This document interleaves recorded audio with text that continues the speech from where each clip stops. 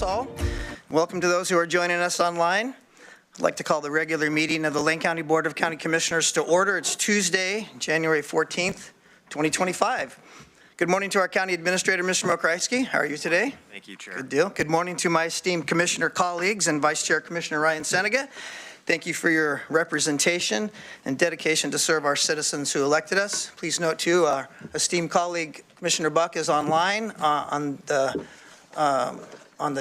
TV screen up there, but she's totally participating and we look forward to her comments today.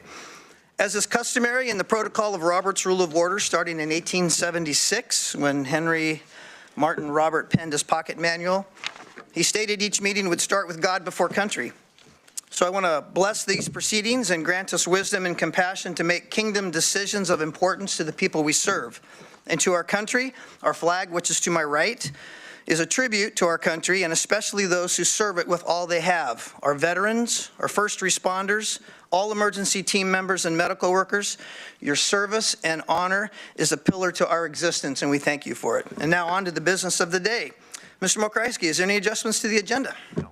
Thank you, sir. Any emergency business? Not today. Perfect. We have something that we love to have in our Harrisall quarters is employee recognition. And I think that is Mr. Mokryski, you or Mr. Rickoff's show today. We're happy to hear it. Thank you, Chair. I'll invite Greg Rickoff, our Assistant County Administrator, Patty Robb, our Youth Services Manager, and Ron Davis, who is serving as the Interim Youth Services Supervisor and has spent many years as a senior group worker in detention here. We're recognizing Rob for his passion to serve. I have a few comments I want to share, and then I'll turn it over to Mr. Rickoff and Ms. Robb to share their thoughts as well. But we're really pleased to recognize Ron for his outstanding contributions to Lane County Youth Services over the past 10 years of dedicated service in this current interim role that he's been serving in, as well as a senior group worker in detention. Ron has played a crucial role in the success of our detention facility. He has an exceptional ability to connect with youth, often referred to as the youth whisperer.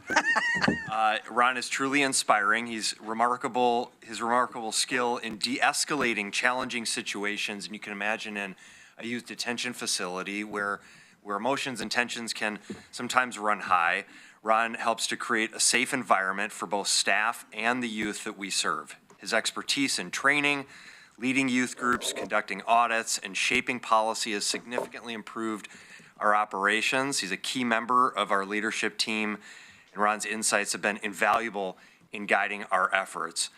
I think important to note that, the great work that Ron does is reflected not only in the youth that he served, but the environment and the culture that he helps to create among the youth services team. His dedication and positive impact that he continues to make in our organization and the youth that we serve are a source of pride for all of the colleagues that Ron serves with at Youth Services. And we're just so pleased to have you here, Ron, this morning. Thank you for being here, and I'll turn it over to Mr. Rickoff for some additional comments.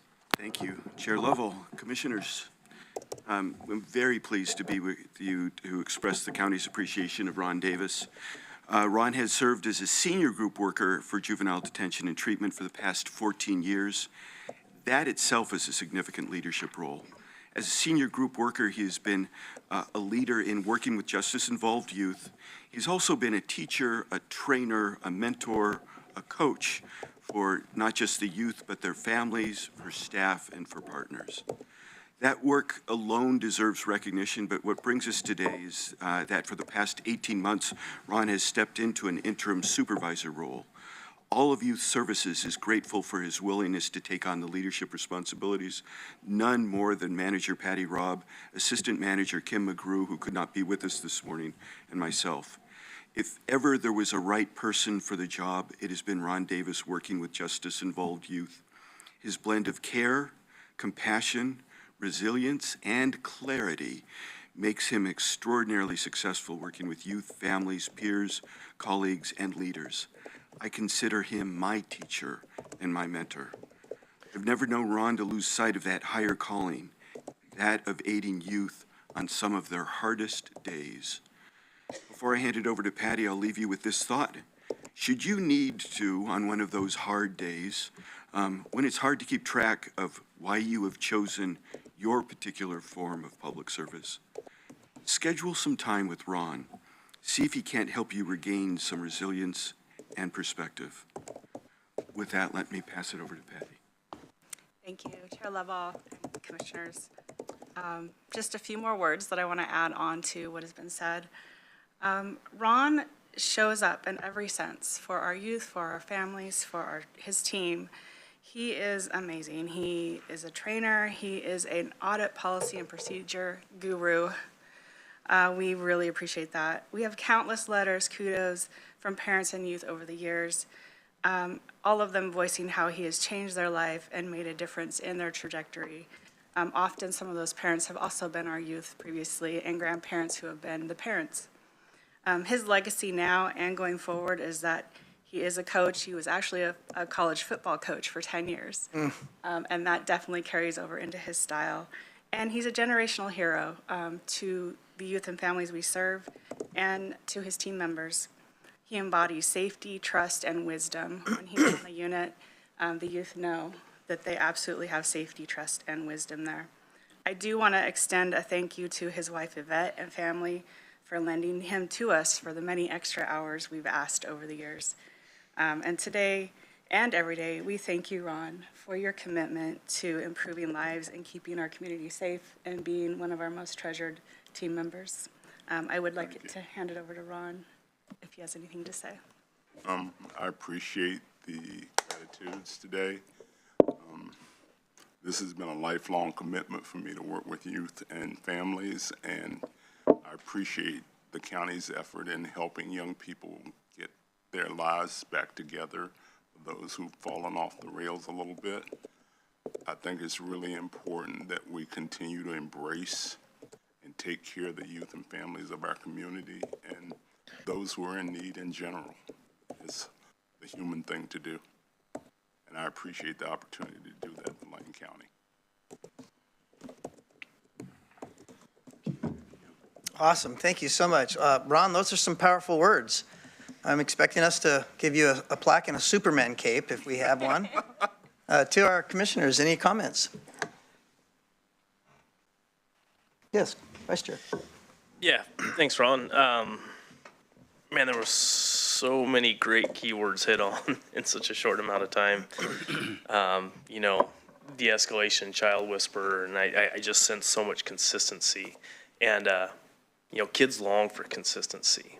And when they see that in someone, it's a magnetic bond. So thank you for all your amazing work, and we truly appreciate it. Thank you. Absolutely. Yes, Commissioner Farr. Thank you. Ron, you know, when I look at the myriad things that we do at Lane County, we have roads, we have bridges, we have solid waste. What is more important on that one day than the work that you do? There's nothing more important than the work that you do with that one individual that you're working with on that one day. Your words are helping young people get their lives back together. And the critical moment in time, you know, if we look at the spectrum of the days of our lives, pick the moments in time. Quite often, you know, the people that you deal with will look back. The people that you work with will look back and say, the day I talked to Ron was a critical moment in my life. So thank you, beyond words that I can say, for the work that you do with one child. Thank you, Chair. Thank you so much for being here. I know some folks find it a little uncomfortable to sit and have people talk about how great you are in your presence, but thank you for bringing not just your presence, but such a peaceful presence to a program where a lot of people are really not at peace when they're in that program. And I think the fact that folks that you have worked with in the past and their family members get back in touch to say how much your peaceful presence helped ground them and help them do the hard work of turning around speaks volumes, right? Your colleagues, of course, appreciate working with you. We appreciate you choosing Lane County, but the folks who you have worked with in their hardest days to come out of that and feel safe enough to remember those hard days and reach back out to tell you what it meant is what really stood out for me. So thank you so much for doing that. And I hope you do good things for yourself, because you do an awful lot for other people to keep yourself in the place you need to be to show up the way you do. Thank you.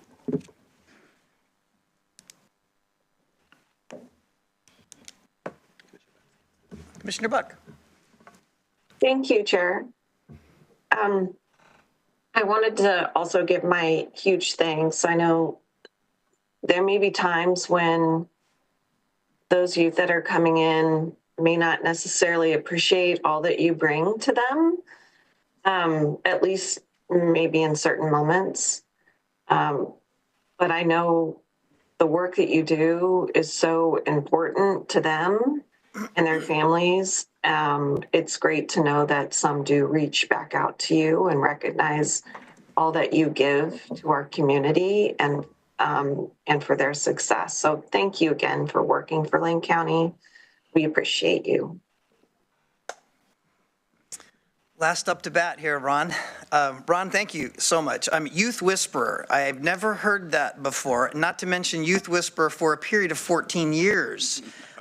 Talk about the heart of perseverance, my friend. That is a very good heart for perseverance. I'm also looking forward to that parental pamphlet that you're going to write after this to help the rest of us with our youth so we can whisper a little bit more. Something came to mind just about your demeanor and your spirit that people have spoke about you, that the gifts and calling from above are irrevocable. And sir, I want to thank you for sharing your gifts and your calling with us to Lane County, and also that coaching spirit. You know, you're in athletics. Many of us have been in athletics, and we know that there's nothing better than a coach who puts the best of themselves into those they inspire. And I want to just thank you for putting the best of yourselves into the county and working for us, sir. We want to salute you and give you an applause and appreciation, so thank you.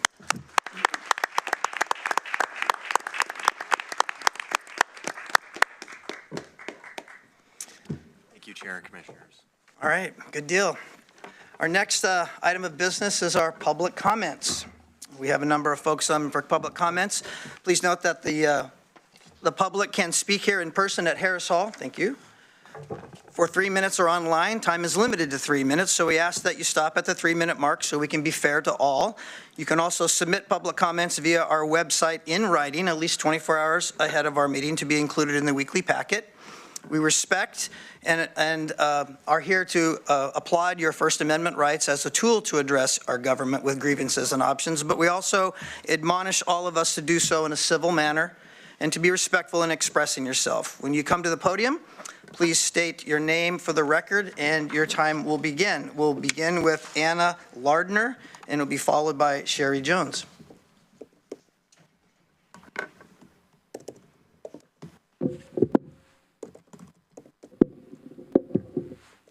Thank you so much, Chair and other commissioners.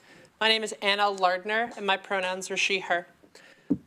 I've spoken to the board along with other community members a few times over the last few months, and it has become clear that the board is now moving forward with a promise of a sanctuary county. It's very exciting to us, but there are some provisions that need to be included in this, and myself and others are here today to talk about those provisions. Specifically, undocumented immigrants and transgender individuals have become the thin end of the wedge in this upcoming administration that they are using to try to rip apart the old alliances that have existed among people like us and in our county. And I want to talk about areas that undocumented immigrants can be targeted, as well as transgender individuals, and how the county board can prevent that. With respect to undocumented immigrants, there are currently sanctuary laws in the state of Oregon, as well as affirmations by the sheriff's office and by the board itself about following those laws. Those laws have loopholes that need to be addressed before the administration comes in and exploits them. Specifically, two I want to talk about. The first is that in Section 5 of the actual ORS for the sanctuary law, it talks about how a law enforcement, notwithstanding the provisions that prevent them from doing this, may in fact arrest undocumented immigrants if they are charged by the United States with a criminal violation of federal immigration law under 18 U.S. Code, as well as if they are subject to the arrest for a warrant by a federal magistrate. What could happen in the next few years is federal judges could issue these warrants. Currently, ICE agents typically detain under administrative detention warrants, which are not federal warrants.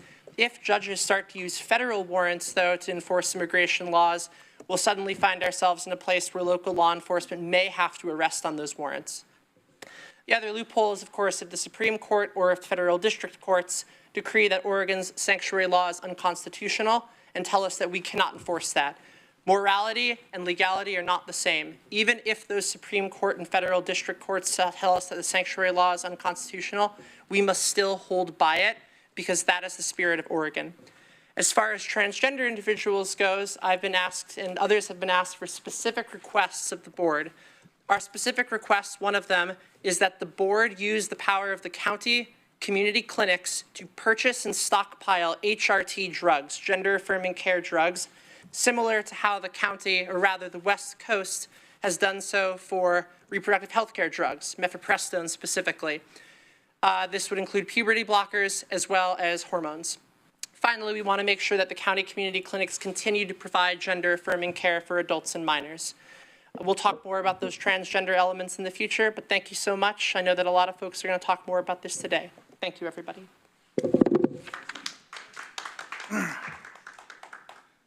Please, we have a tradition in Harris Hall that we don't applaud. You're welcome to wave your hands, but audible or signage is not allowed. Thank you. Sherry. Thank you. My name is Sherry Jones. I use the pronouns she, her, and I'm a resident of Lane County. I want to share that I have family members in the transgender and non-binary community who are small business owners and pillars in their community. They are loved and respected, yet there is not a day that goes by that they cannot be wary of the unknown, and those moments when they can feel truly safe are few. This affects all of us. This is a community issue.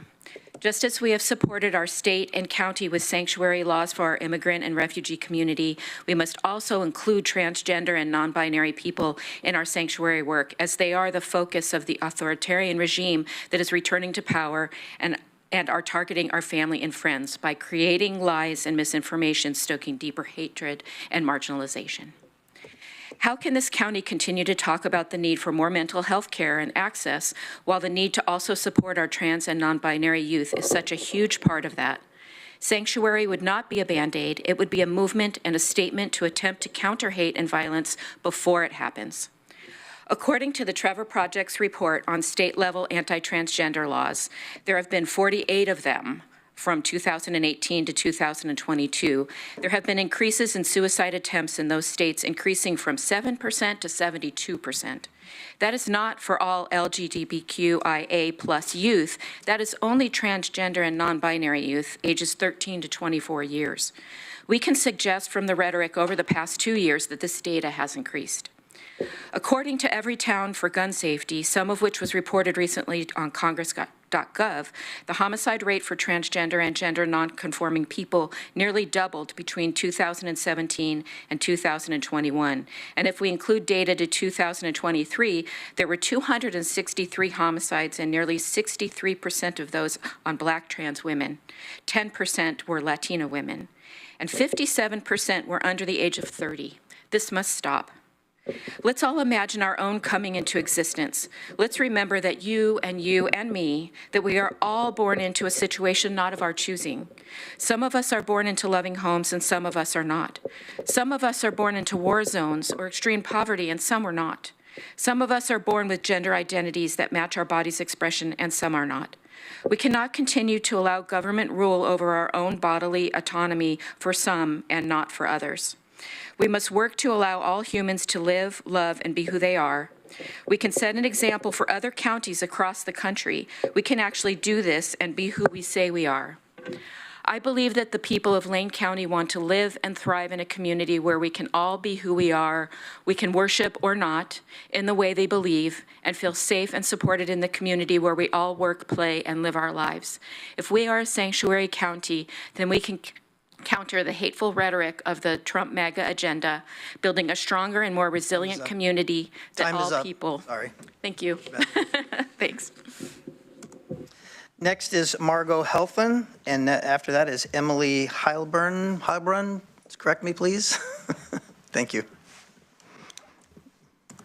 Hi, good morning, everybody. It's really nice to be in this building. I worked for the county for many years, and I'm well aware of the amazing employees and leaders, employees like Ron, who you honored this morning.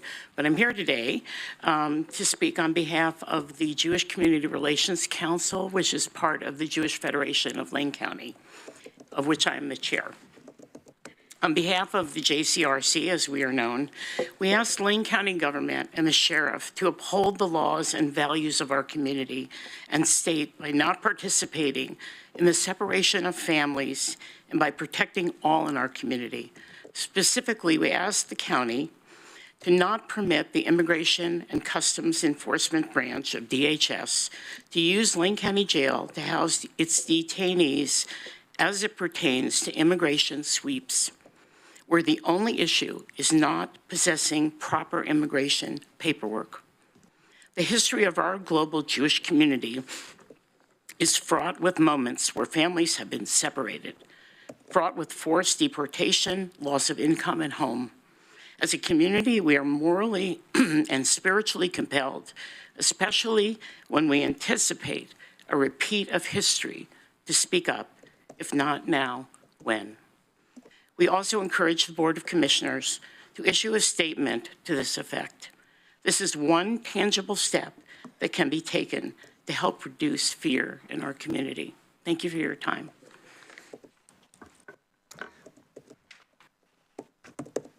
Next up is Emily Heifbrunn, and then after her is Jacob Griffin.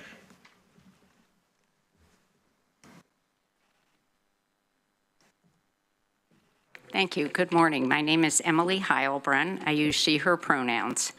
I'm a Lane County resident living in Eugene. Thank you for the opportunity to speak today and for the intention you have expressed to support and protect vulnerable members of our community. I have friends who are trans and who find themselves in a very frightening position.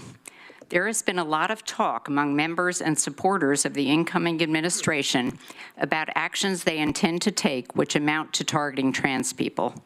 Now is the time for the county to do all it can to support and protect the trans people who are part of our community and to let them know that you have our backs, have their backs, and all of our backs. One very practical step you can take is to stockpile hormone replacement therapy meds. This is an essential and practical way to support the trans folks who are our neighbors here in Lane County. Oregon is already stockpiling mifepristone, the drug used for abortion, so there is a model to follow. It's also very important that the county commit to continuing to provide gender-affirming care at its health clinics. This health care is essential. Like every other member of our community, trans people have the right to have their medical needs addressed. There are many immigrants in our community, including refugees, asylum seekers, dreamers, and those without documentation. President-elect Trump has expressed his intent to deport many of them. These people are our neighbors. They contribute to our community by doing essential work. Were they to disappear, we would find ourselves in a very difficult situation. Please do all you can to make sure that the county not only follows the provisions of Oregon's Sanctuary Promise Act, but also its spirit by doing all it can to protect immigrants. They, too, need to know that the county will do all it can to protect them. Mahatma Gandhi is said to have said, "The true measure of any society can be found in how it treats its most vulnerable members." I urge you to carry through on the commitment you have made to protect the vulnerable, which now particularly includes trans people and immigrants. Thank you. Thank you. Up next is Jacob Griffin, followed by Amanda Noble Flannery. Thank you very much. Good morning. My name is Jacob Griffin. I live in South Eugene.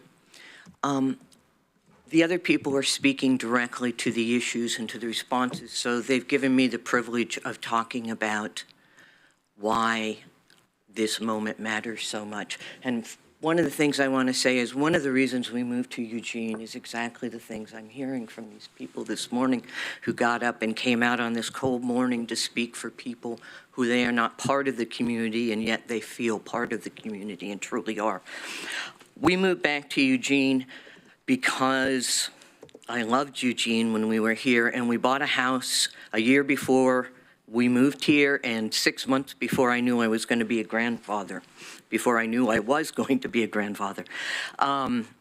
I planted fruit trees when we moved here so that my grandchild and I could eat fruit there and we could be protected a little more from the continuing climate change. And there is a room in my house that is everything I hated as a child. It is completely pink. It is full of Barbies.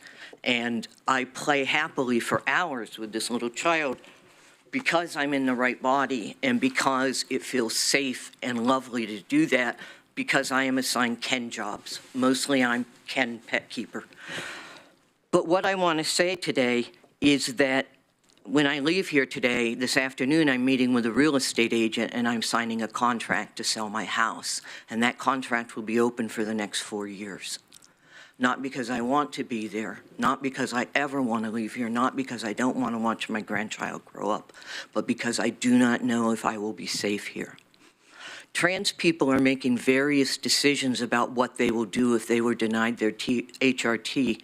For me, the idea comes to I flee or I die. I cannot go back to that body. So I need protection, and I need your protection.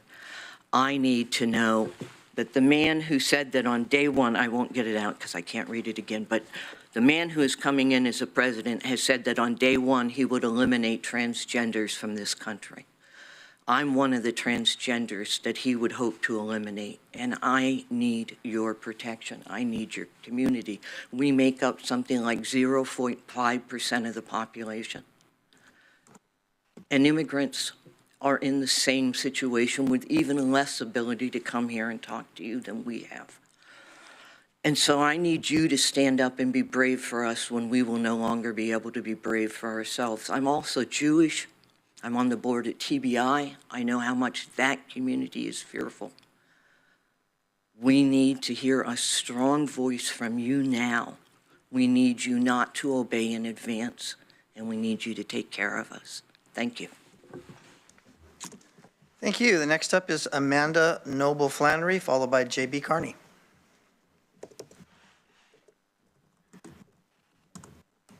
Hello. Hello, my name is Amanda Noble Flannery. I'm speaking today as a Lane County resident. I live in Eugene.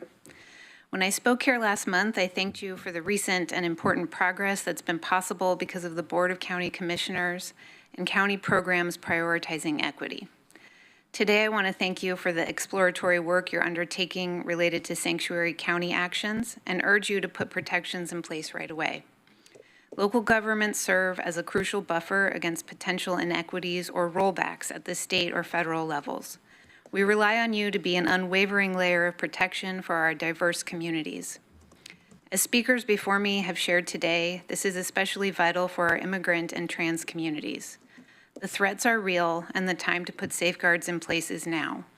It is essential that no county employee, law enforcement or otherwise, provide information to ICE or any federal department.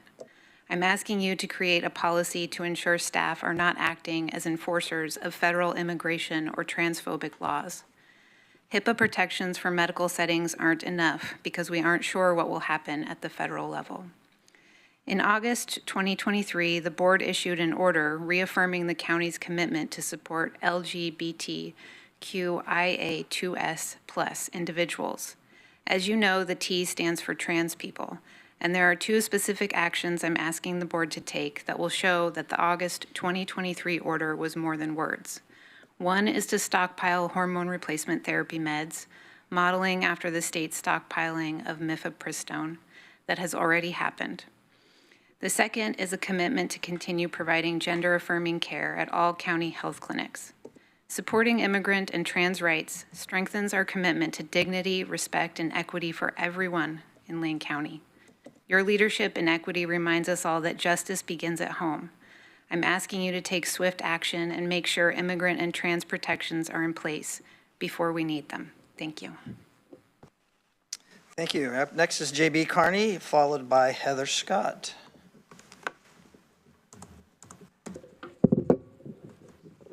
Good morning, Chair Lovell, Commissioners. Thank you for your time. My name is J.B. Carney, and I'm the Senior Director of Sport at Travel Lane County. Before I begin, I'd like to recognize a few individuals who are in the room with us today. First, Michael Riley from Tracktown USA, Aaron Wasson from the University of Oregon, Becky Radliff from the Eugene Marathon, and Traveling County staff. We're here today to share a remarkable achievement. In 2024, our community earned the Destination Branding and Marketing Campaign of the Year Award from the Sports Events and Tourism Association. This prestigious national honor recognizes our efforts in positioning Lane County as a global sports destination. You see, Tracktown is more than just a title. It's a reflection of our collective dedication. Event organizers, volunteers, participants, and local government contributed to our success. In 2024 alone, our track and field and running events brought an estimated $50 million in economic impact to our communities. These events help bring thousands of athletes, coaches, fans, and volunteers to our community, benefiting local businesses and generating tax revenue. Our success is due to the collaboration of the Track and Field Roundtable, a strategic partnership of key organizations including the Oregon Track Club, Tracktown USA, the University of Oregon, the Eugene Marathon, Traveling County, and others. Together, we have developed unified branding, engaged our community in new ways, and increased participation at every level. You see, Tracktown is not just about the professional and collegiate athletes that visit every summer. Every year, thousands of local youth and adult participants take part in events like the Eugene Marathon, Butte to Butte, and the OTC All-Comer Meets. These events foster a shared sense of identity and community pride. Looking ahead, 2025 will be no different. We'll kick off the season with the Eugene Marathon, followed by the Big Ten Championships, the NCAA Outdoor Championships, 50th anniversary of the Prefontaine Classic, and the USATF Outdoor Championships. These events give us another opportunity to showcase Tracktown to the world. So I pose this question to you. How have you, as community members and leaders, participated in track and field? Perhaps it was as an athlete, a fan, or a volunteer. Your involvement underscores the pride that defines Tracktown. Together, we have built something extraordinary. Let's continue working together to make Eugene and Lane County a dynamic hub for track and field, running, and all sports. Thank you for your support. Together, we will keep this legacy alive.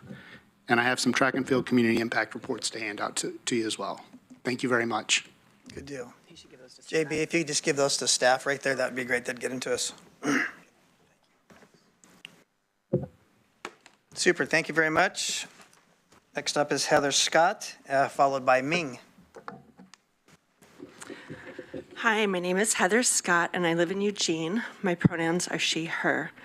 Thank you for listening to community input today.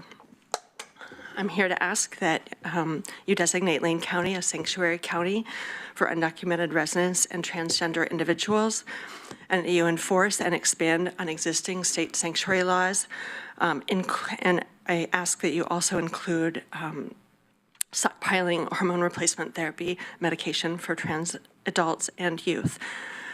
I feel afraid for the safety and well-being of our community due to the threats made by the incoming federal administration against immigrants and undocumented and transgender people. As a community member, parent, and psychologist, I'm aware of the high level of daily fear and uncertainty that undocumented residents and transgender people experience. Among my clients and clients of other therapists I know, symptoms of PTSD, depression, anxiety, and suicidal ideation have increased since November. I understand that nearly a third of youth in our county identify as LGBTQIA+, and this includes my daughter. As a queer woman and parent, infringements on other groups' rights make me fear for mine and my children's rights, and for those of other people I know and love who worry about their jobs and livelihood. I believe that most people in Lane County value safety, respect, and dignity for all people, and want to help protect vulnerable groups. We value families and community, self-determination, and personal freedom. We value learning and growing from each other. We value fairness and equity. We need to safeguard all people's basic human rights in our town. I've witnessed harassment of transgender people and people of color and feel a deep sense of anger, grief, and disquiet about the long-standing history of racism, homophobia, and transphobia in our state and county, fueled by leaders who pit people against each other. We need local leaders who bring us together and support safety, justice, and essential services for all. It is unconscionable to use documentation status to deny basic human rights, detain individuals not convicted of crimes, and separate family members from one another, which has generational consequences. It is unconscionable to deny people crucial medical care and deny them privacy about such care based on their gender identity. These things should be unacceptable to all of us. None of us are safe if we don't care for the most vulnerable among us. Lane County should be a place where everyone belongs. Please expand and improve upon existing sanctuary laws and make our county a sanctuary. Thank you. Thank you. Next up is Ming, followed by Rose Wildy.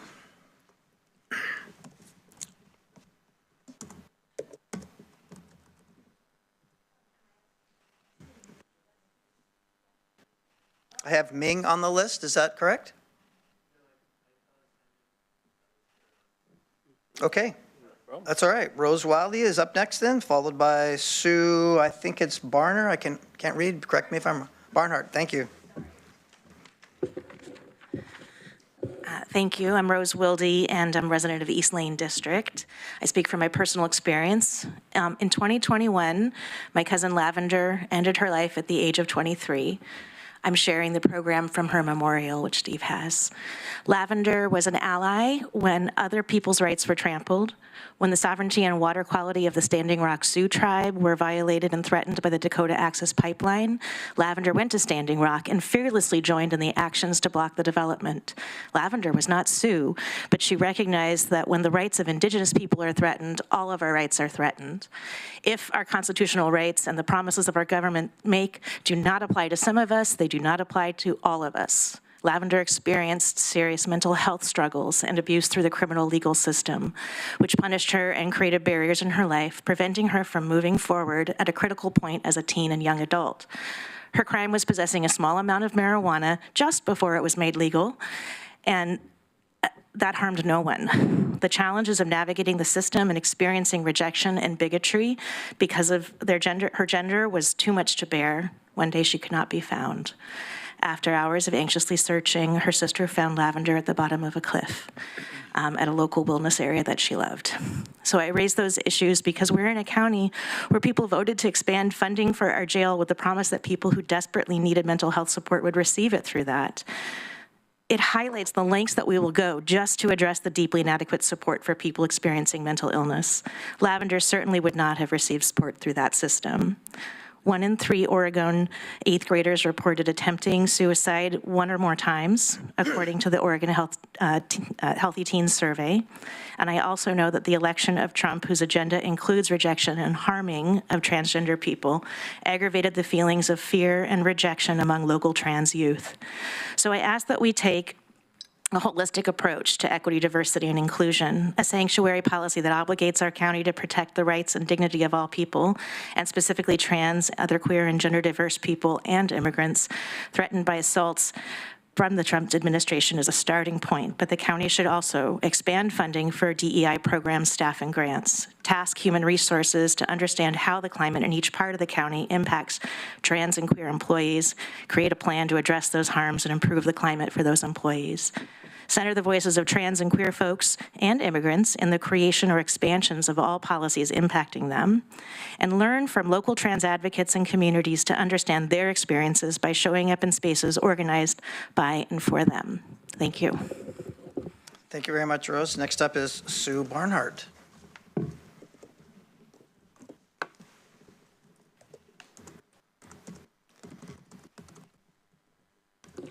Hi, Sue Barnhart. Pat is my commissioner, though I've been in the same house for over 30 years. Lori's also been my commissioner, but that's a different topic. And I'm also a retired Lane County employee. I worked for the county for 30 years, and I appreciate all of your service so much. And I'm here today, and I also wanted to say that though I haven't met you yet, I know everyone else. And Dave, I don't know if you remember, but my dental hygienist for many, many years was your wife. My wife, yes. So I appreciate all of the service that all of you have done. And I'd like to say that many people who've spoken before me speak my mind, in particular Margot and Emily and Jacob and another Emily and Heather and Rose. So I won't repeat all that they've said. But I would also like to say that when I worked for the county, I worked for folks with developmental disabilities. So I'm very concerned, as well as immigrants and trans people, what may happen to people with any kind of disability, mental health disabilities, developmental disabilities, all sorts of disabilities, from what may happen to them and how scared they all are on top. And then since I've retired, I've been working with immigrants and asylum seekers. And so, of course, I know how concerned they are. And then I also have an adopted daughter from India, and I know how concerned she is. So I hope that our county will do what's right and take into consideration what everyone else has said before me, because the future is very scary to many, many people, as you all know. And I also wanted to say last night I was observing the city people taking their oaths, and I know all of you then have taken your oaths recently, and it's very important to all of us that you all remember to remember your oaths you have taken to uphold the constitutions of our state and our federal government, and do your best to make sure that all of Lane County residents feel safe. Thank you. Thank you, Sue. And next up is Ashley Wright, followed by, looks like Ari Amga, sorry. Correct me, please, if I'm wrong. Good morning. Thank you for being here today. This is my first commissioner meeting, and I am just showing up. I'm a busy working mom, but I have friends in the Diversity, Equity, and Inclusion department for Lane County who have experienced a lack of support, and so much so that it can be hard to continue showing up. And with the upcoming administration, they are more concerned that there will be less support. I'm so moved by what you all have said. I have a big heart for all people who have been oppressed and rejected, and particularly the trans community. Queer people are so beautiful and vibrant, and I'm so grateful that you got to hear so many people speaking up for them. But just to continue to support the DEI work.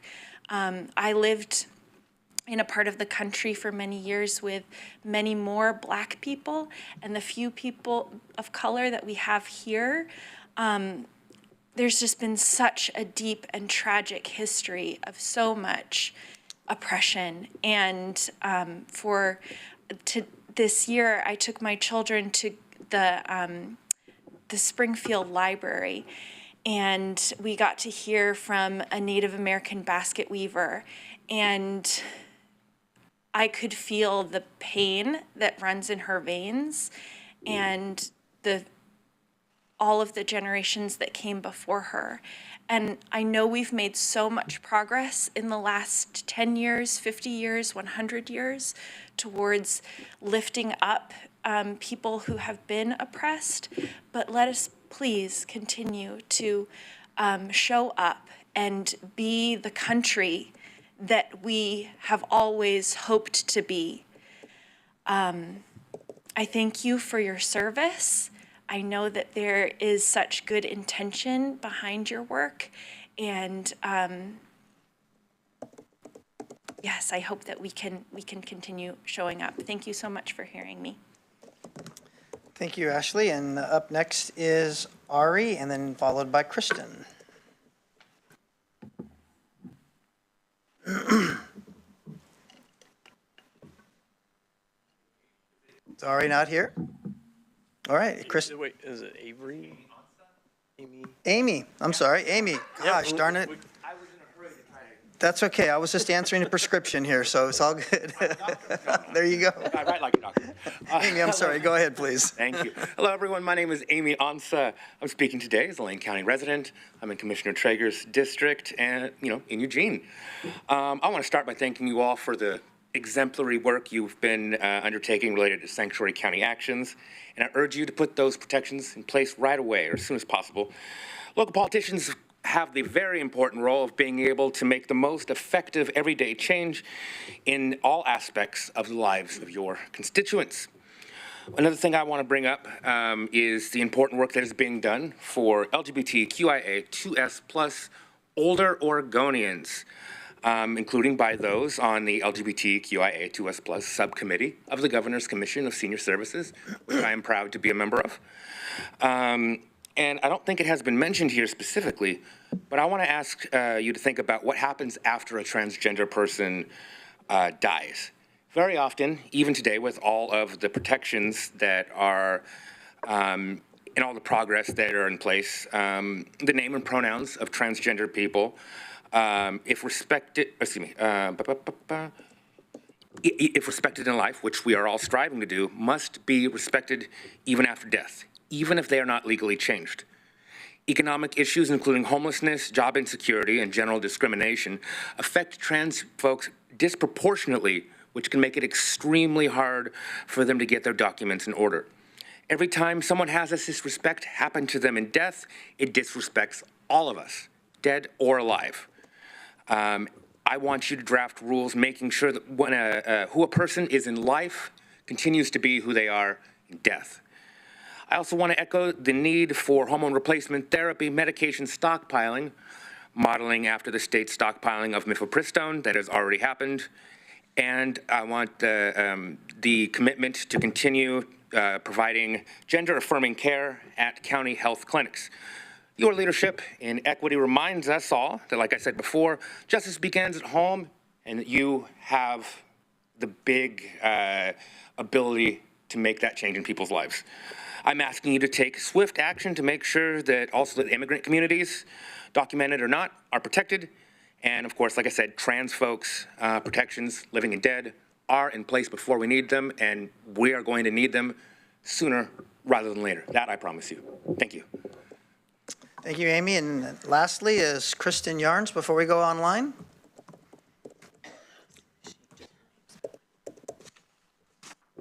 Good morning. Thank you, Commissioners, for hearing public testimony on this important issue today.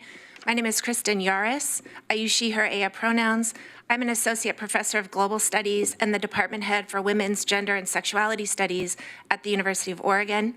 I reside in Commissioner Farr's district in North Eugene, and I hold a seat on District 4, for District 4 on the Lane County Public Health Advisory Committee. I also sit on the Oregon Health Authority's Health Equity Committee. As we know, the incoming presidential administration has made attacks on immigrants and transgender communities a policy cornerstone, and racist, xenophobic, and transphobic discourse and attacks are on the rise once again. I was here about 7 years ago providing testimony on a similar issue. In the coming weeks, we are likely to see numerous orders issued from the executive branch curtailing rights for undocumented and immigrant Americans, as well as trans and other gender diverse Americans. It matters to Lane County residents who identify as members of these targeted groups and vulnerable communities to know that local government, elected officials, and community leaders will take a stand on their behalf, offering them protections and using the power of local government to ensure their safety and well-being. Now is the time to take affirmative statements and take actions across county departments to ensure that immigrants and gender diverse residents and Lane County employees know that county government departments and programs have their backs. For immigrant communities, this can mean reaffirming state and local commitments to law enforcement disentanglement from federal immigration enforcement activities and upholding the provisions of Oregon's Sanctuary Promise Act. As well as reaching out to impacted communities so that they know that they can continue to trust local institutions and access programs to which they are eligible, and that Lane County will use available resources to shield them in case of mass raids, detentions, or deportations.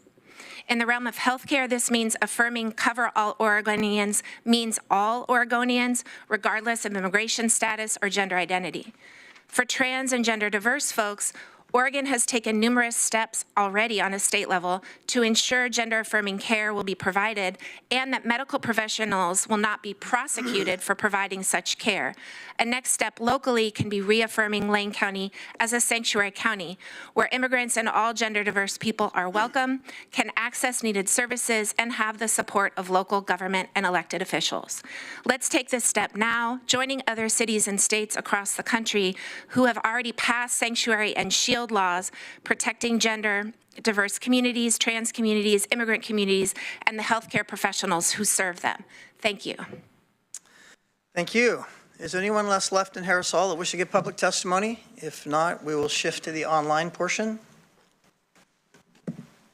Chair? Yes, Jessica. Anyone online? For those joining us virtually, if you would like to give public comment at this meeting, please raise your virtual hand now.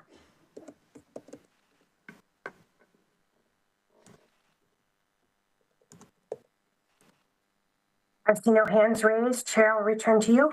Thank you so much, Jessica, and thank you all for coming and giving public testimony. Now it's time for our commissioners to have some responses to the public testimony heard. Commissioner Trieger. Thank you. Thank you so much to everyone who spoke. We do have an item on our agenda at 11 this morning, some of you may know, so you're welcome to stay for that or watch it later online in real time or recording. So some of the specifics that were raised, I think that item is when more deep and detailed conversation on that will be had.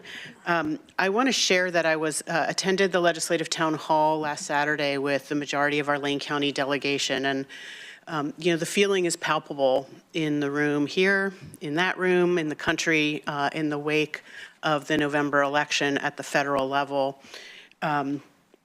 And our speaker, Julie Fahey, was asked sort of, what's the state responding? How's the state preparing? And I thought she gave really wise perspective, as she usually does. That's why she's our speaker, right? She's really very grounded and wise. And she said, we have to take it seriously and we have to think about being prepared, but we also have to wait and see what is being used, these are my words now, not hers, as rhetorical tactics to get folks spun up, and what actual policies and what mechanism those policies will be used through to determine the best way to protect, to respond, and what is the path forward to protect everyone in Oregon. And I really do agree with that. So paying very close attention, taking it all very seriously, but also understanding that that the rhetoric is a tactic and that the different mechanisms of enacting policy are really very different.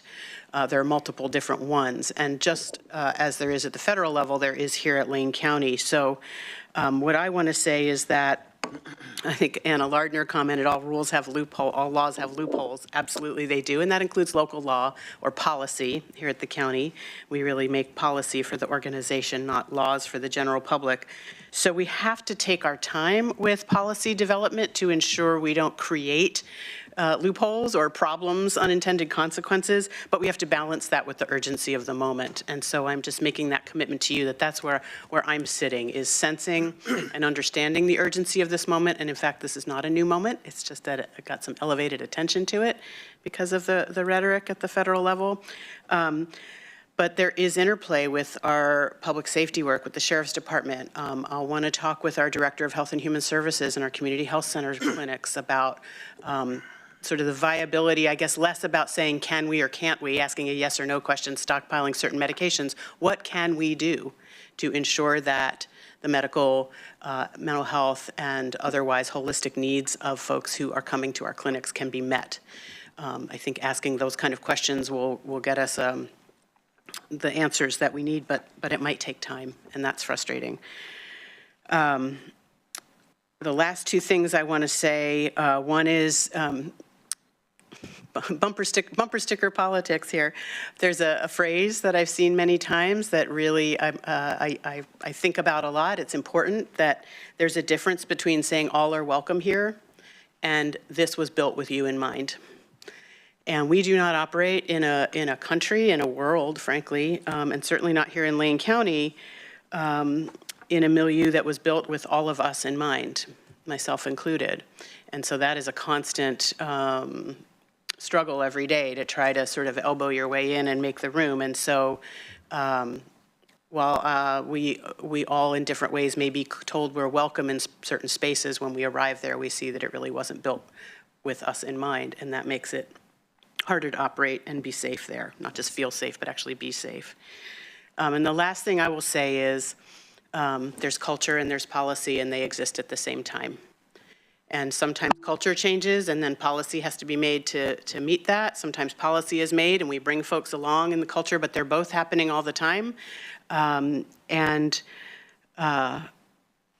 My commitment to all of you that spoke today is the same commitment I've been making my entire adult life, in my volunteer work, in my professional life, and in my personal life, which is a commitment to a culture that truly does build things with everyone in mind and that works very hard to right injustices and inequities, of which there are many. And I am deeply saddened and troubled that the current dominant, I will not say majority, culture in this country is really spinning folks up to emphasize the folks that want to make some folks feel unsafe, unwelcome, and that I will do everything and anything I can, again, in my personal, professional, elected life, to push back and provide as many protections as I possibly can. Thank you.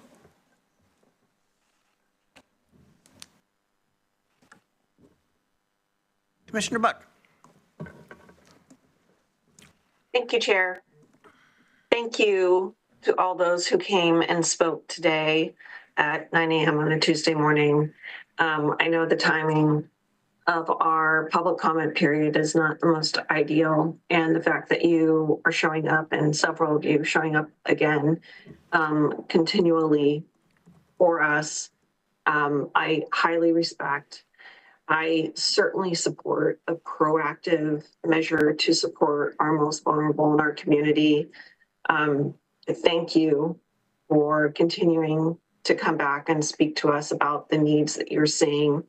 I want to be the most supportive ally that I can.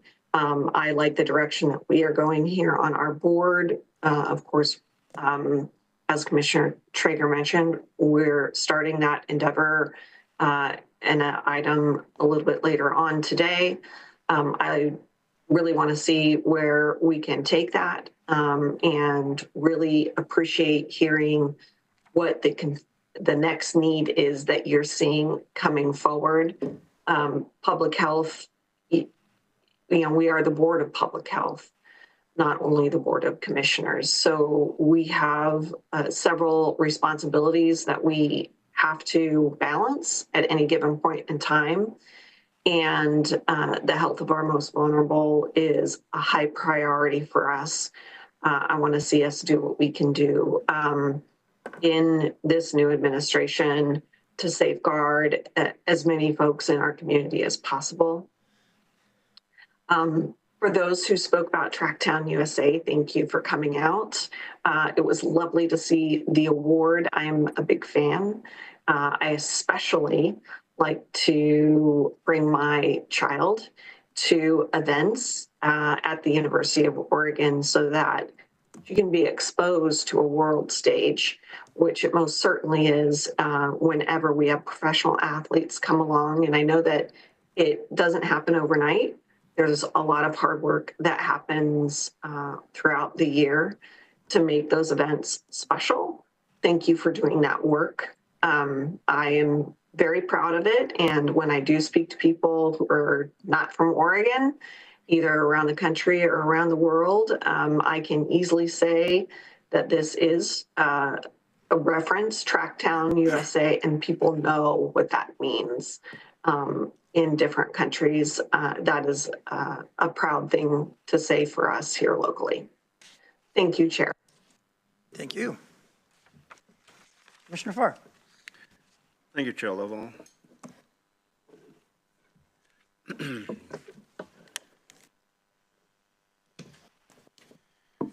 Anna Lardner, Sherry Jones, Margot Helpand, Emily Heilbrandt, Jacob Griffin, Amanda Noble Flannery, Heather Scott, Rose Wilde, Sue Barnhart, Ashley Wright, Amy Ansa, Kristen Yaris.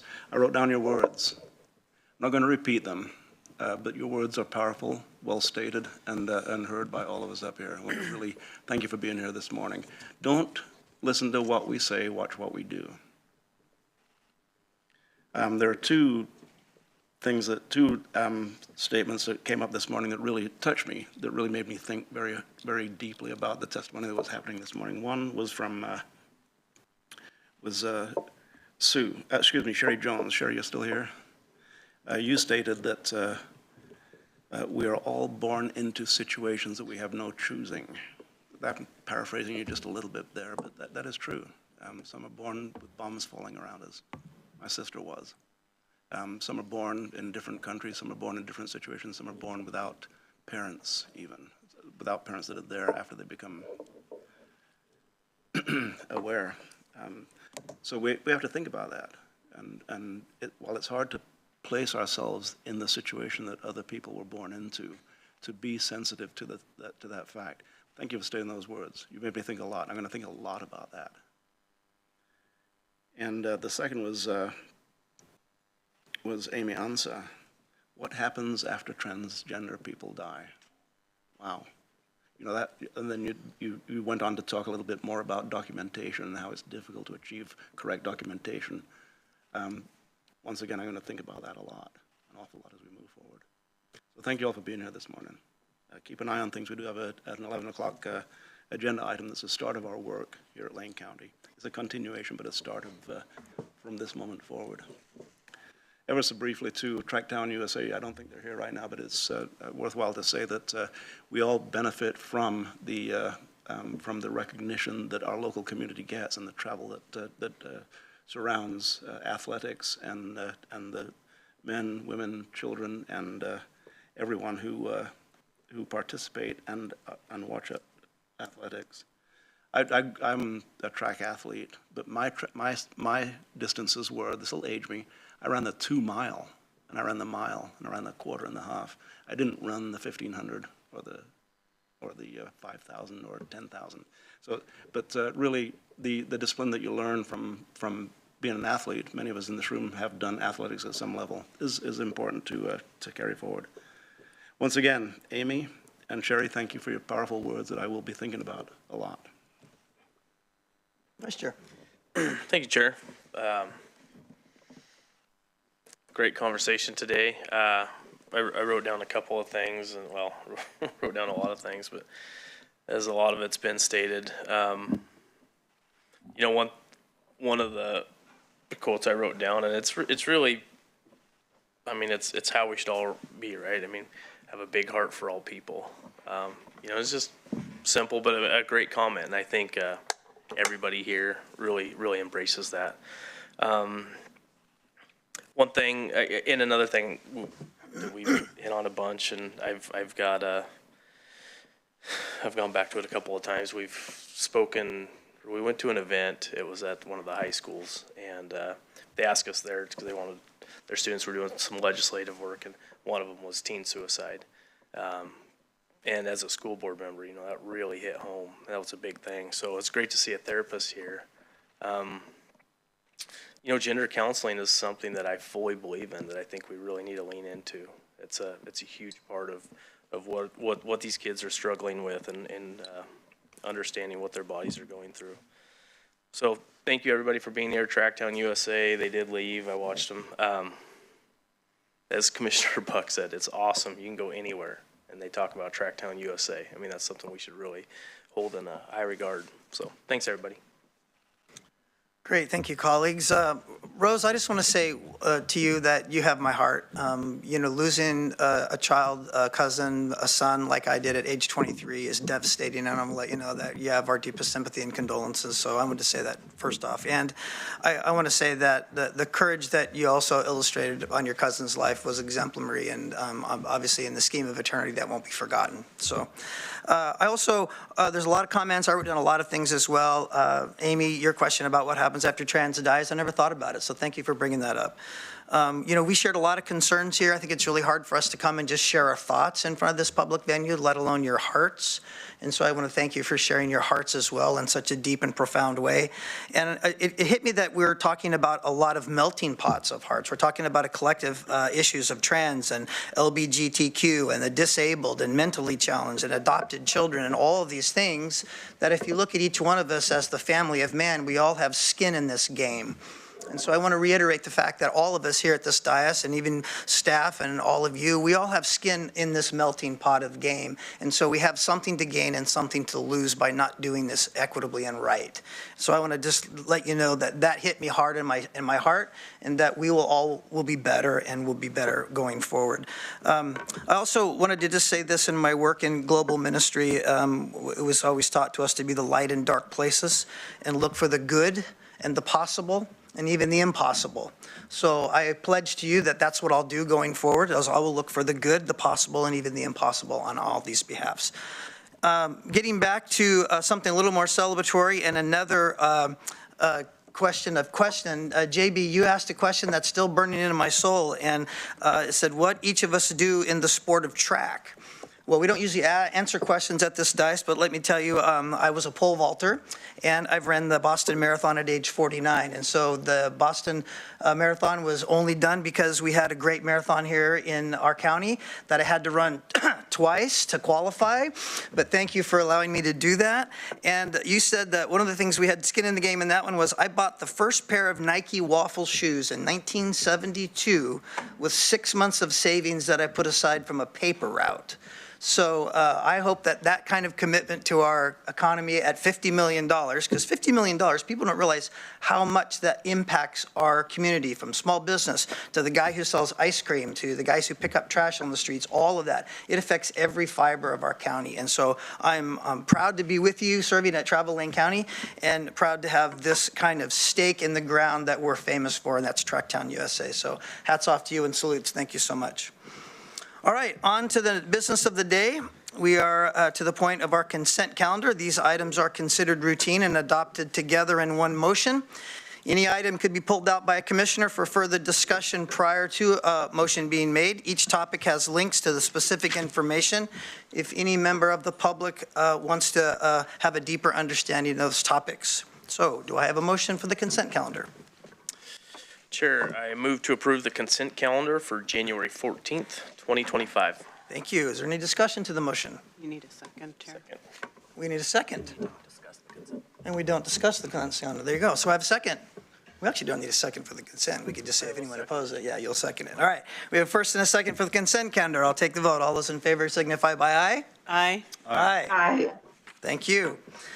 Consent calendar is adopted 5-0. All right, our next item of business is our Health and Human Services. Eve Gray has been pacing at the wings. Thank you, Eve, for joining us. We are looking at order number 25011406 in the matter of approving some contract actions. And Eve, it's all you. Good morning and thank you. So again, most of these are pretty routine, but felt it important to bring to your attention one of the contracts that's on here, not due to the amount of money, because it's not a lot in the scheme of things, but that is TriZetto, the TriZetto contract. So TriZetto is a clearinghouse. And for those who don't know, in the healthcare setting, typically healthcare providers do not send claims directly to an insurance company. They send those claims to what's called a clearinghouse. The clearinghouse packages those claims in the way that the insurance company needs to receive it, and then forwards those claims on to the insurance company. In this particular, TriZetto is a very large national corporation. They manage many, I would imagine millions of claims on a very regular basis. And they are the clearinghouse that we utilize through Epic and through our Ocean Epic contract. Because Epic did not meet our needs for the specific unique confidentiality rules that exist in addiction treatment, we had to adopt a different medical record for our treatment center. And with that, we needed to bring on a clearinghouse. TriZetto is the clearinghouse chosen by Epic. Our payers have told us that they are not able to accept claims from multiple clearinghouses from the same tax ID. So we picked up TriZetto. There are some limitations in liability within that contract, meaning that if TriZetto were to have a data breach, and of course we know that despite the fact that they follow all of the federal rules related to privacy and security, anyone we contract with must do that. None of us is immune from a data breach, given how hackers are becoming more and more sophisticated and how hard we are working to keep up. If TriZetto were to have a data breach, there are some limitations to our liability if a patient were to try to hold us accountable for TriZetto's data breach. So we had several conversations with legal counsel. Steve Mokrzycki was in the conversation with our leadership team. And what we came to actually late yesterday, because we were making a go, no-go decision about whether this contract was coming, but without signing it, we have millions of dollars of financial risk related to the inability to bill claims.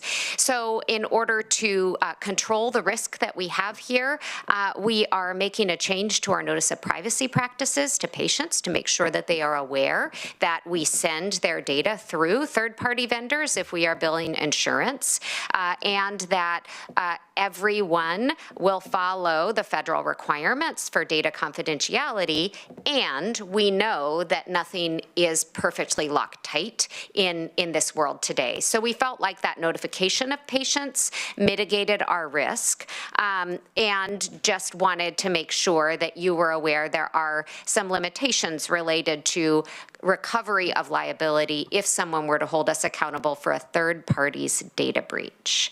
And happy to answer any questions about that.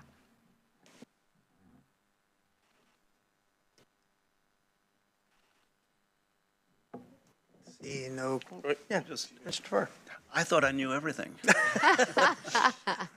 Well, that is interesting. The thing that I heard clearest was it limits our liability in if there's a data breach, and the part of that is our ability to recover funds from TriZetto. Okay, that's what. Thank you very much. I'll study that more without asking questions right now. That is intriguing. Thank you very much. Anyone else? Looking for a motion.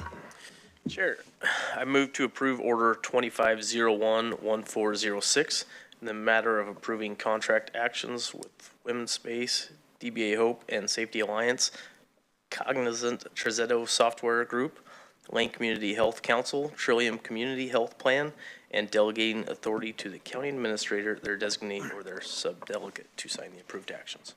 There's a second. Thank you. We have a motion and a second. Is there any, in the order of 2501-1406, is there any discussion to the motion? Yes, Commissioner Farr. Through an abundance of caution, as I read down the contracts that we are approving today, Trillium is one of them. My wife does work for Trillium. I've been advised by counsel historically that while I do have a potential conflict of interest, I do not have an actual conflict of interest. I will continue with the discussion and the vote on this matter. Thank you.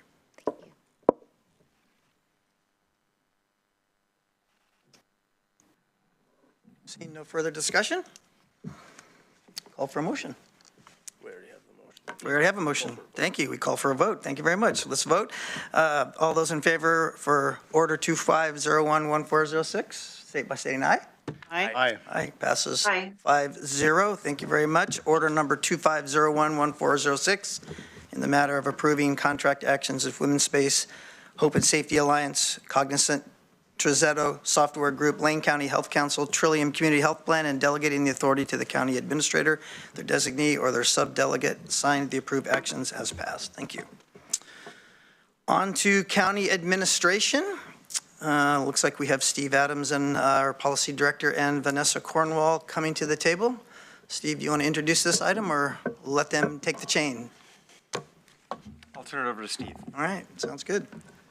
Chair Lovall, Vice Chair Senega, Commissioners, thank you so much for the opportunity to appear before you to update the legislative agenda on this basically right on the cusp of the 2025 long session.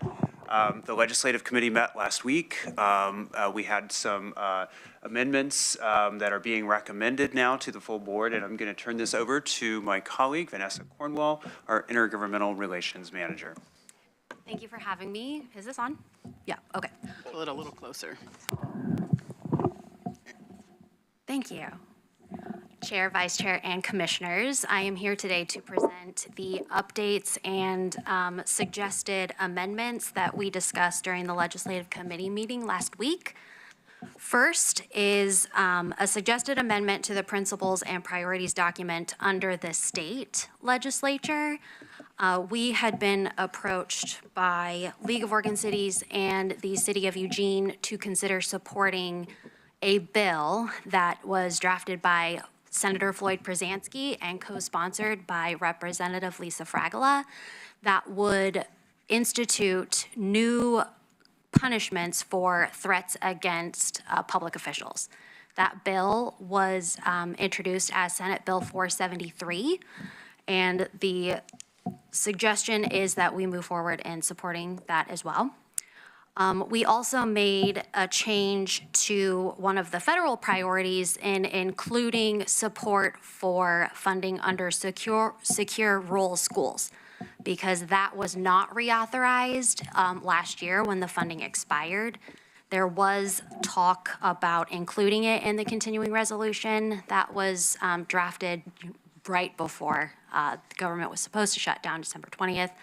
But it has been removed, and the current chair of the Senate Finance Committee, Ron Wyden, is interested in reintroducing it as a new priority for this congressional session. The next discussion that we had with the Legislative Committee were projects submitted for funding requests by department heads. One of them was a funding for a treatment center in Florence.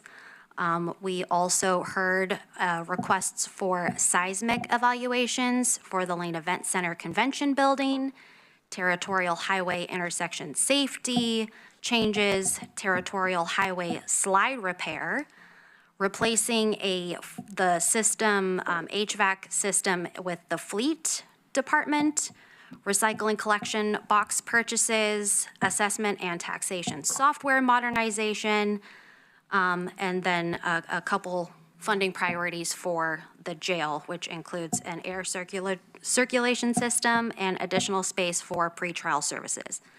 And the final update I have for you today is letters of congratulations from the board that will go to the newly elected Secretary of State, State Treasurer, Attorney General, and the 2 representatives to the Oregon State Legislature. That would include 5 letters for each person, all signed by the commission members.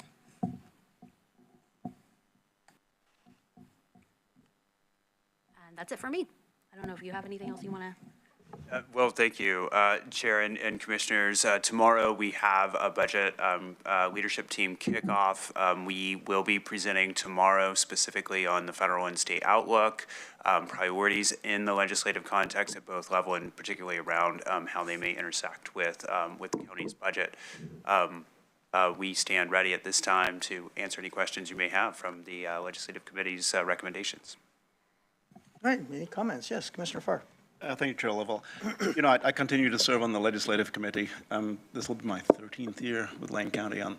And I wanted to compliment you, Vanessa Cornwall. We had a pretty extensive meeting last week. You presented the information very, very well. And what in particular really impressed me was that I had a question about an LC that we didn't see the information on. And within, I gauge it about 30 seconds, you had that out to everybody. That was really amazing. I don't know how you did that. So well done. I was ready, just in case. You've set a very high bar. Thank you.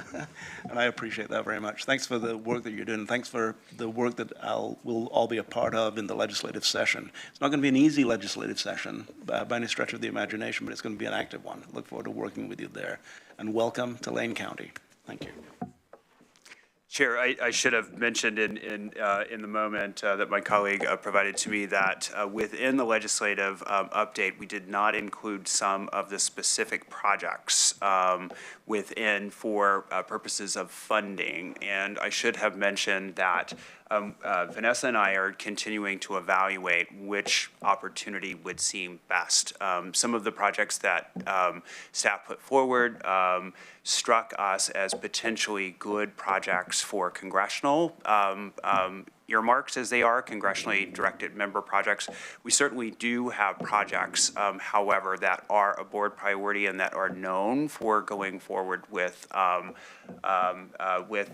legislative milieu. And of course, one of the projects that has been of high priority has been the Behavioral Health Stabilization Center. And certainly, I'm remiss in reporting out just now that the delegation has made a specific request of Joint Ways and Means to reappropriate previously appropriated dollars for purposes of closing out the capital requirements that we have. And so, of course, this would enable us to move forward in lockstep with the Peace Health facility, the Timber Springs inpatient psychiatric facility that our Health and Human Services team and county government was able to co-announce last year with Peace Health partners. So certainly we will be working actively in that front to carry that water for this board. Yes, Commissioner Trieger. Thank you, Chair. Thank you for that addition. In light of, so we're on a theme of letters, and we have these welcome letters for new legislators. I know, Steve and Vanessa, you've been working hard to provide briefings. I've been able to participate in some of those to get new and returning legislators up to speed on the importance of moving this stabilization project forward, on the unmet need in the community and the opportunities with that. I'm grateful that the delegation, as I understand it unanimously, across the aisle and across chambers, have signed on to the letter you referenced. Might it be helpful if we, as a board, with all 5 of us signing on, send individual letters to our delegation, just appreciating their support or asking if there's any specific ask of them that we can make, but anything we can do to keep this project sort of top of mind and in the pipeline, if you will, both programmatically and from a budget perspective. Chair level, Commissioner Trieger, I think that would be appropriate. I think a joint letter signed by all 5 of you to Joint Ways and Means, the co-chairs in particular, would be particularly strong, and we can certainly copy the delegation. I think expressions of gratitude from this board, whether jointly or individually, to our delegation would be most appropriate. They are absolutely using political capital to try to advance the construction of this much-needed facility in our community. Thank you. So do you just need head nods for that? I don't think we need to make a formal assignment of it, do we, if everybody's? I would think not. I would think head nods. We have 5 head nods, I'm sure, yeah, on that. Yeah, let's do that. I think that's a good idea. Put on that. And just in follow-up on the federal side, I don't even think this is necessary, but I'll leave it to you. You know, Senator Wyden came to visit. He got to meet with representatives from Peace Health, with our DA, sheriff, a number of staff members working on this, still the Stabilization Center as a topic.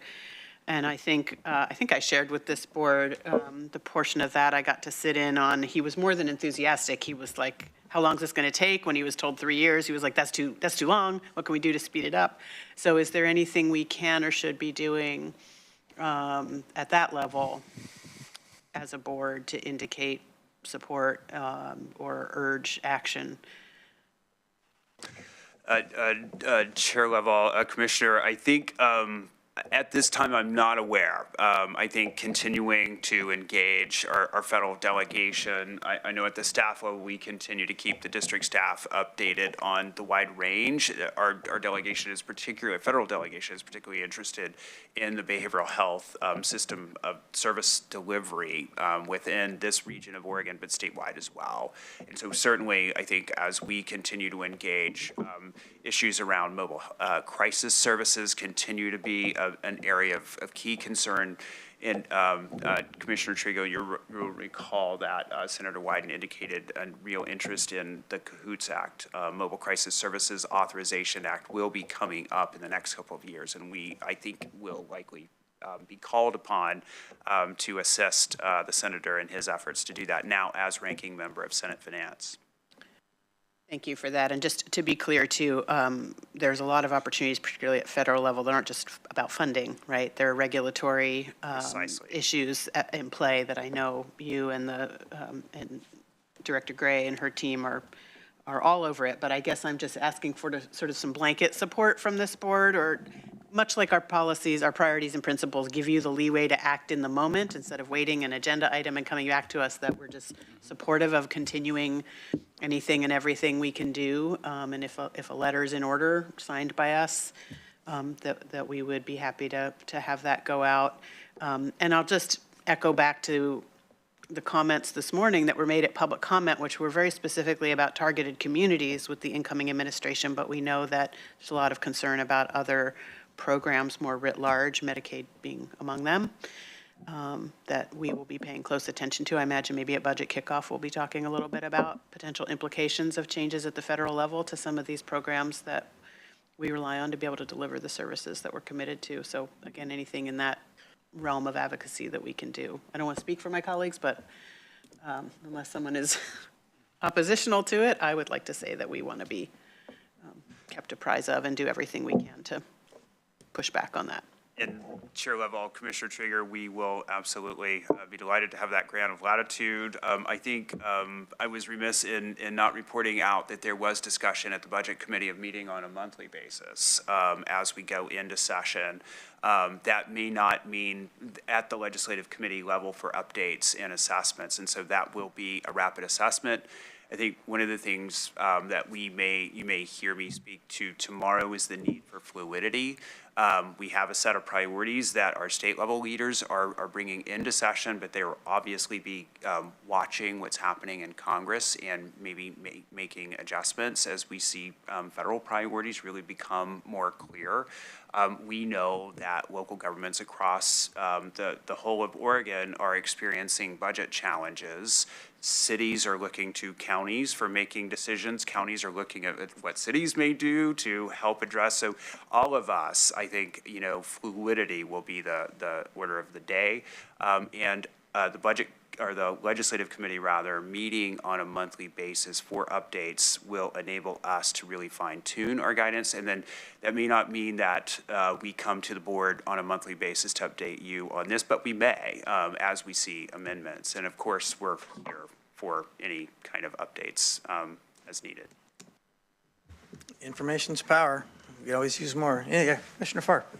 Thank you, Chair, and thank you, Commissioner Trigger, for asking for that letter. When we sign a letter such as the one that we're asking for today, it gives us all the same words to use. And the more that we can use the same words without it looking like a cut and paste, we use those words and elaborate on them. It makes it make people understand the unity that we move forward with as a Board of County Commissioners and as a county.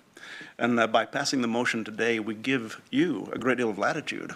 You don't have to call and ask for instructions on any particular thing, because this is a pretty big set of documents that we're looking at, including a list of the projects that we looked at in the legislative session. The list is available to all of us. It came in a letter, in a document, one of 3 documents you sent to the Legislative Committee. So that work is ongoing. And Vanessa, you know how this works. Sometimes you can't wait for a weekly update during a legislative session. Sometimes you got to call right now and say, "Wow, we didn't expect this," or "Wow, good job." So we all know that's going to happen. We all expect that.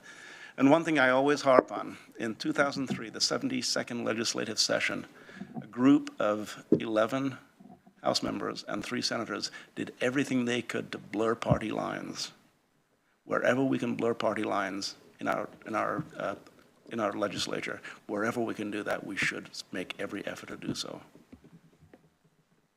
By the way, for one moment in time, it worked, but it was only a moment. Any other comments? Any questions for staff? Okay, well, I'm thrilled. Looking through 8 pages of goals.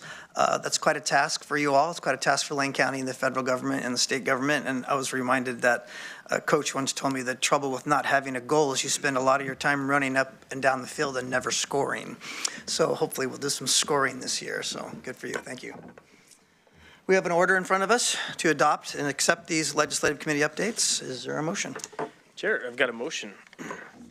I move to adopt Order 2501-1407, updates to the Lane County Legislative Principles and Priorities document to include the amendments recommended by the Lane County Legislative Committee arising from their January 8th, 2025 meeting and included by reference as Amendment A to this January 14th, 2025 board memo. I'll second.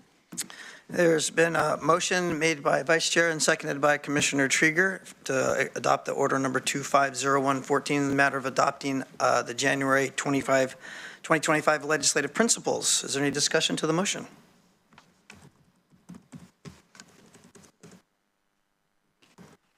Okay, seeing none, I'll call for the vote. All those in favor signify with an aye. Aye. Aye. Motion passes 5-0. Order 2501-1407 in the matter of adopting the January 2025 legislative principles and priorities document as presented. Thank you so much, and Godspeed to this incredible task ahead of you. Thank you, Chair. Thank you.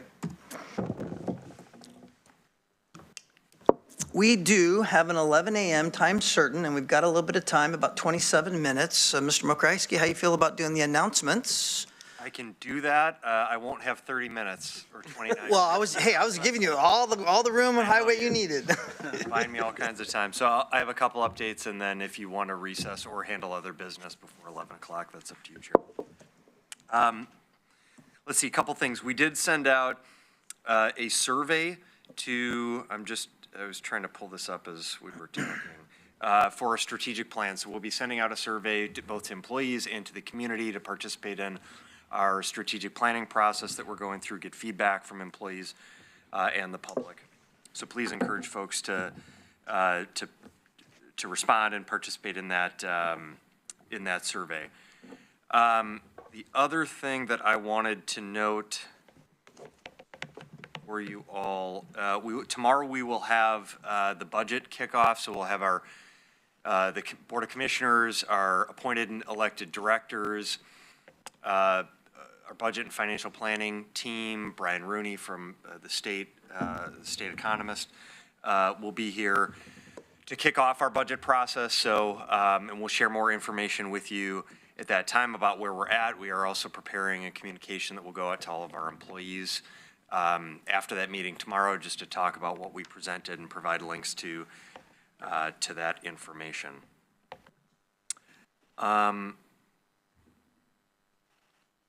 Let's see, that's really all I have at the moment. I don't know, Chair, if you have questions. Oh, the one other thing I was gonna, in conversations with Chair Lovell, we are, I'm working with our directors to identify, and staff, to identify what work sessions we have planned or in the pipeline to come forward in the course of the next year.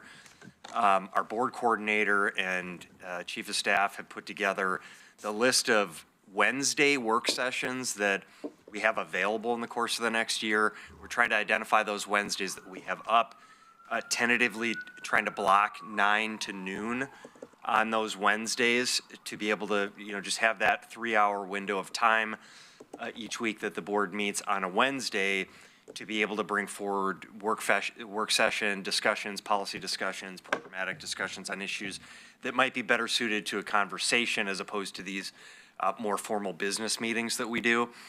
So staff is in the process. We had a discussion with our directors yesterday. I've asked directors to bring back in 2 weeks department work sessions that they're thinking about bringing forward in the course of the next year. We'll compile all of that and then bring it to the board. So my hope is early to mid-February, we'll have that discussion with all of you to say, here's what we think here's what we're planning on for discussions in the next year. Really work session, not action items, but work session topics. Certainly things like our strategic plan, economic and community development, housing production, a stabilization center. There are a number of those things that we have planned. And then see if that meets your expectations. If there are additional conversations, Lane Event Center master planning is another one, for example, that we have planned. Get on the same page in terms of the board's expectations and what staff is planning, and then we'll start to schedule those so that we have a little bit of a runway. The board can understand what's coming ahead of time as much as possible. We want to maintain some flexibility for those depending on staff and outsider participation availability. But that's the idea here, is that we try to plan as much in advance for those conversations. So I just wanted to flag that for all of you. Again, we'll bring forward early to mid-February conversation with the board to tell you what we're planning and then get your feedback. Okay. Anything to add or any comments? Oh, Thank you. Figure, I thought you were pointing to something. I'm sorry. Pointing to myself. I was like, what, is there a spider? Thank you, Mr. Mokrawski, for that, and to the staff for, I think that'll really help us in combination with our strategic plan, kind of be in that looking ahead and alignment and bigger picture grounding and things. I just want to note that in the passage of our consent calendar this morning included the final step in bringing our new county council on board. And that is very exciting and really welcome. And so I wanted to just ask and encourage some coordination with the Office of County Council, but particularly incoming council, that some of those work sessions might also be used as trainings, if you will, for the board, as we have discussed over the last year or so around just some areas of running meetings, public meetings laws, and so on. So just hoping those Wednesday mornings can also be used somewhat for that sort of, those kind of sessions as well as county work, program work.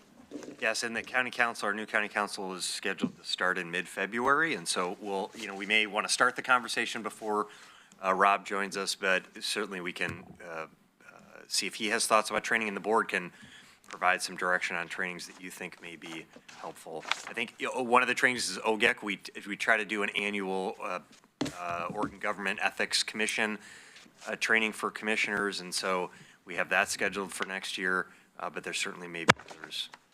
And we're going to try to bring, we won't have something booked for every Wednesday.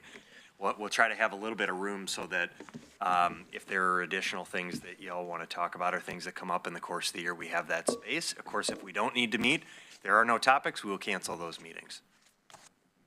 Very good. Anyone else? Looking at the clock, we do have an 11 o'clock time certain. I think what we'll do, there's a couple of items that are coming up, especially the one at 11 o'clock. I think I'll reserve moving ahead anything on the agenda. And at the sound of my gavel, we will recess from the regular meeting of the Board of County Commissioners until 11 a.m. sharp.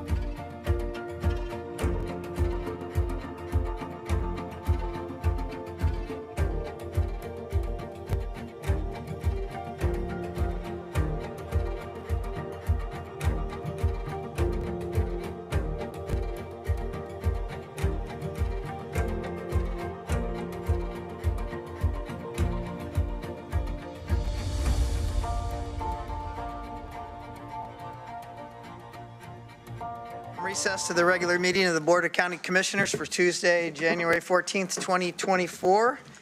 Coming to our agenda item 8B, our presentation and discussion from a board assignment that we had from 12/18 last year to gain a better understanding of the Sanctuary Promise Act, House Bill 3265. And we have our County Equity Officer, Latifah Almondo. This is your introduction for your panel and your presentation, so go ahead. Wonderful.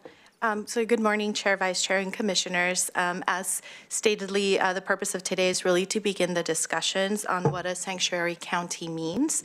Our panelists today, in the order of their presentations, are Johanna Costas from the Oregon Department of Justice and Captain Gregory Rice, the jail commander for the Lane County Sheriff's Office. Today's presentation is a first step in addressing the board request from December 18th, 2024, to better understand what it means to declare ourselves a sanctuary county, both for immigrants and trans individuals. In past orders, we have declared our commitment to protecting marginalized individuals, and future actions taken by this board offer an opportunity to operationalize those commitments. The Oregon Department of Justice will offer a description on House Bill 3265, Oregon Sanctuary Promise Act, and context on the word sanctuary, followed by the Sheriff's Department, who will explain how this House bill is operationalized within the jail system through general orders, Oregon jail standards, and internal operations. After their presentations, we will open it up for questions.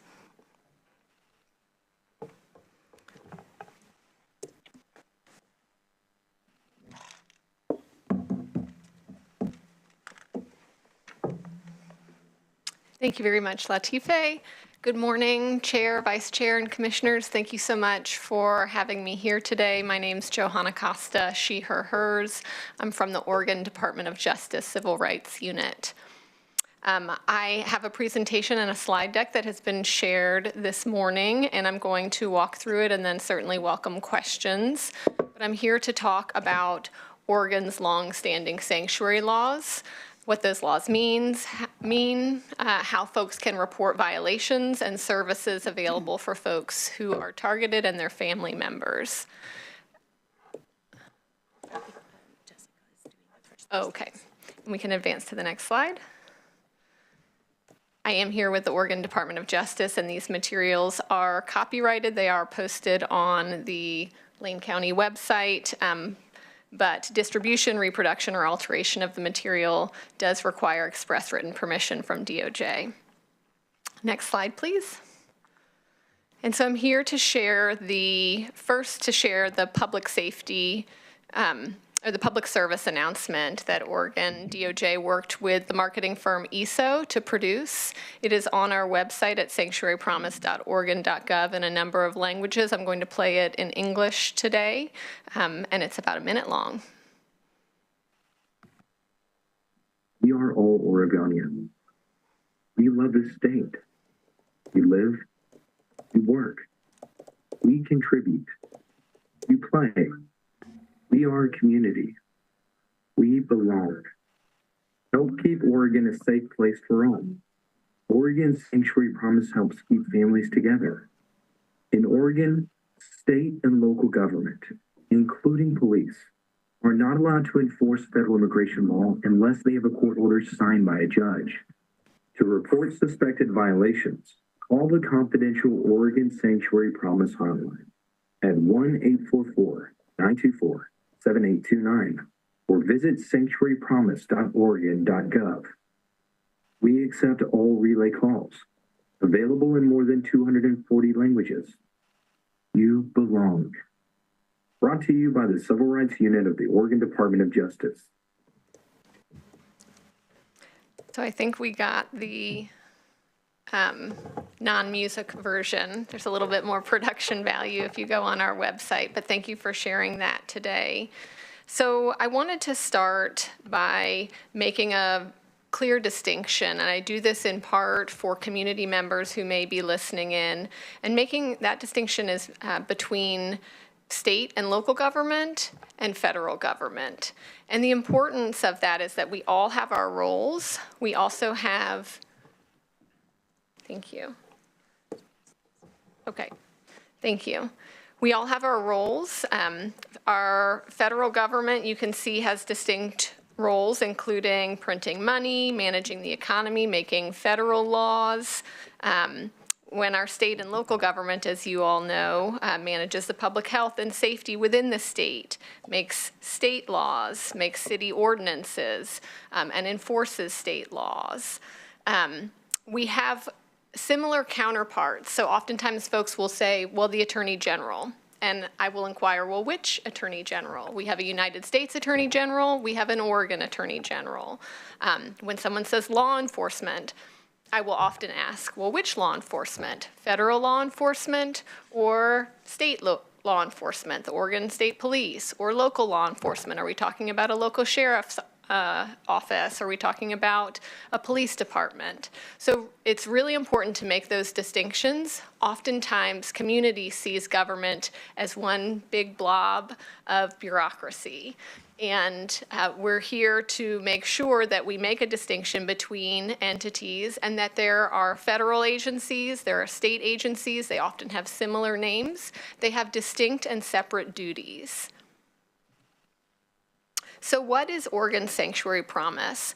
I want to flag that the word sanctuary has been co-opted by a number of movements over the last several years.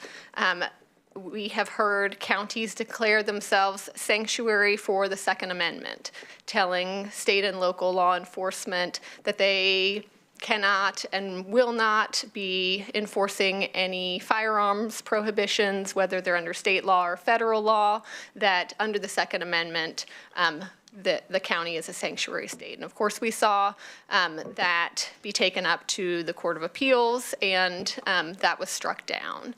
We've also seen the word sanctuary used by a number of additional movements, including sanctuary cities for the unborn, sanctuary cities, states, and towns for gender-affirming care or for reproductive health. And that's not what I'm here to talk about today.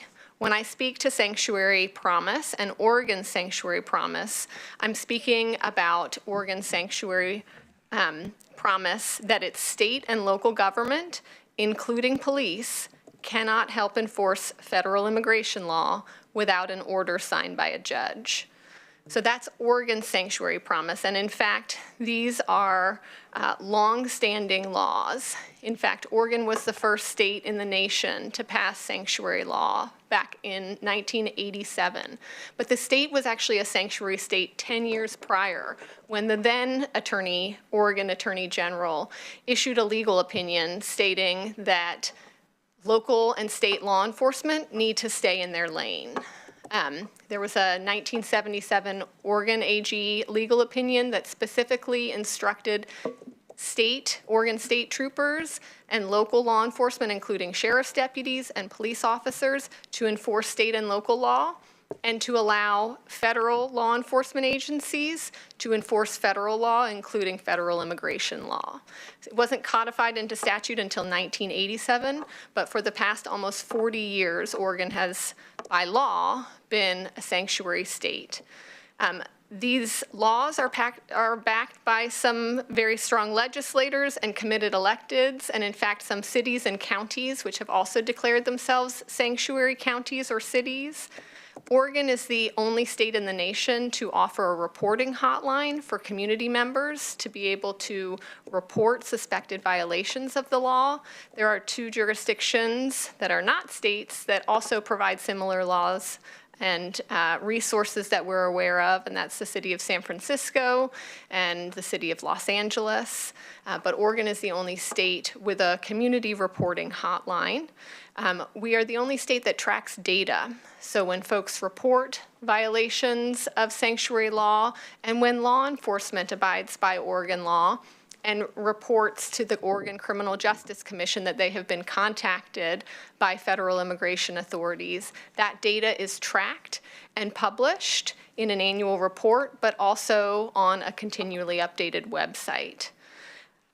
Oregon Department of Justice can conduct inquiries on behalf of the state into public bodies and law enforcement agencies reported to have violated Oregon's sanctuary law. And our laws are the only laws that allow community members to seek recourse. So the statute provides that any person may bring civil action against a local or state government agency or law enforcement agency who has violated the laws.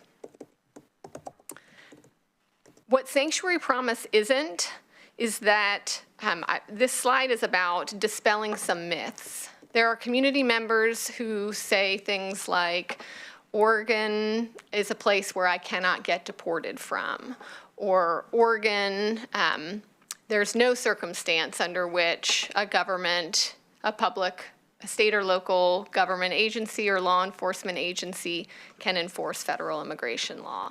And those are myths that I want to be clear to dispel. In fact, federal immigration authorities can and do operate lawfully in Oregon every day. Oregon sanctuary laws do not prohibit or otherwise interfere with those lawful duties. I like to make clear that there are federal immigration authorities stationed all over the state, including DHS, USCIS, the Department of Homeland Security, the United States Citizen and Immigration Services, I'm spelling out some acronyms, ICE, known to the community, but which stands for U.S. Immigration and Customs Enforcement, and also Customs and Border Protection. These are all federal immigration authorities that can and do operate lawfully in Oregon. And Oregon sanctuary law is not here to interfere with or infringe on those lawful practices and duties of these agencies. In fact, Oregon's Sanctuary Promise cannot and does not stop deportations. If the Federal Immigration Authority detains someone and the federal immigration courts order someone's removal from this country, Oregon sanctuary law does not stop that removal. Oftentimes we will be asked, and we look at things with analogous systems. So if we think about a local police officer who comes to my house and says, I'm going to come and I'm going to search your house because I believe that there's some unlawful activity happening here. And I say, well, do you have a warrant? And they say, no, I'm just going to come in. And they come in and they search my house. Well, first of all, local law enforcement knows better than that. And number two, if that were to happen, when the case gets to court, a judge will say, well, I'm sorry, generally, that's inadmissible evidence. It's this concept called fruit of the poison tree. That evidence was obtained in an unlawful manner, and even though it shows that a person was behaving in a criminal manner, that evidence is inadmissible. And that is not the case for Oregon sanctuary law. The information that may be obtained unlawfully in violation of Oregon sanctuary law can and still is used in federal immigration prosecutions, in federal criminal prosecutions for crimes like unlawful reentry, and Oregon sanctuary law does not stop that. Whether or not the information was obtained unlawfully or not, our federal prosecutors can and still do prosecute folks for crimes like federal unlawful reentry. I mentioned that there's no unwinding of that information that may have been obtained or shared illegally, and the inquiry into the public body or law enforcement agency that may have violated the law, again, does not change whether or not that evidence can be used. It does not stop the deportation of the individual.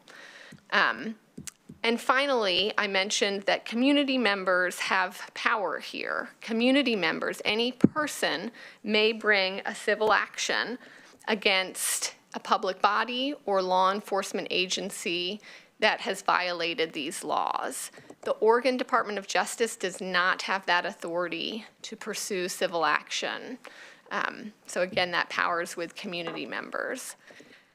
I mentioned that our first sanctuary law was in 1987. In 2021, under House Bill 3265, is where we get that community language, the Sanctuary Promise Act. That's not its actual title. That's just been what it's been dubbed by community. The Sanctuary Promise Act is a number of statutes under Oregon law, amending previous law and outlining more specific detail about what it means, and now codified under these ORSs. The key features remain that public facilities, property, monies, equipment, technology, or personnel that belong to counties, cities, and the state of Oregon cannot be used for the purpose of investigating, detecting, apprehending, arresting, detaining, or holding individuals for immigration enforcement purposes.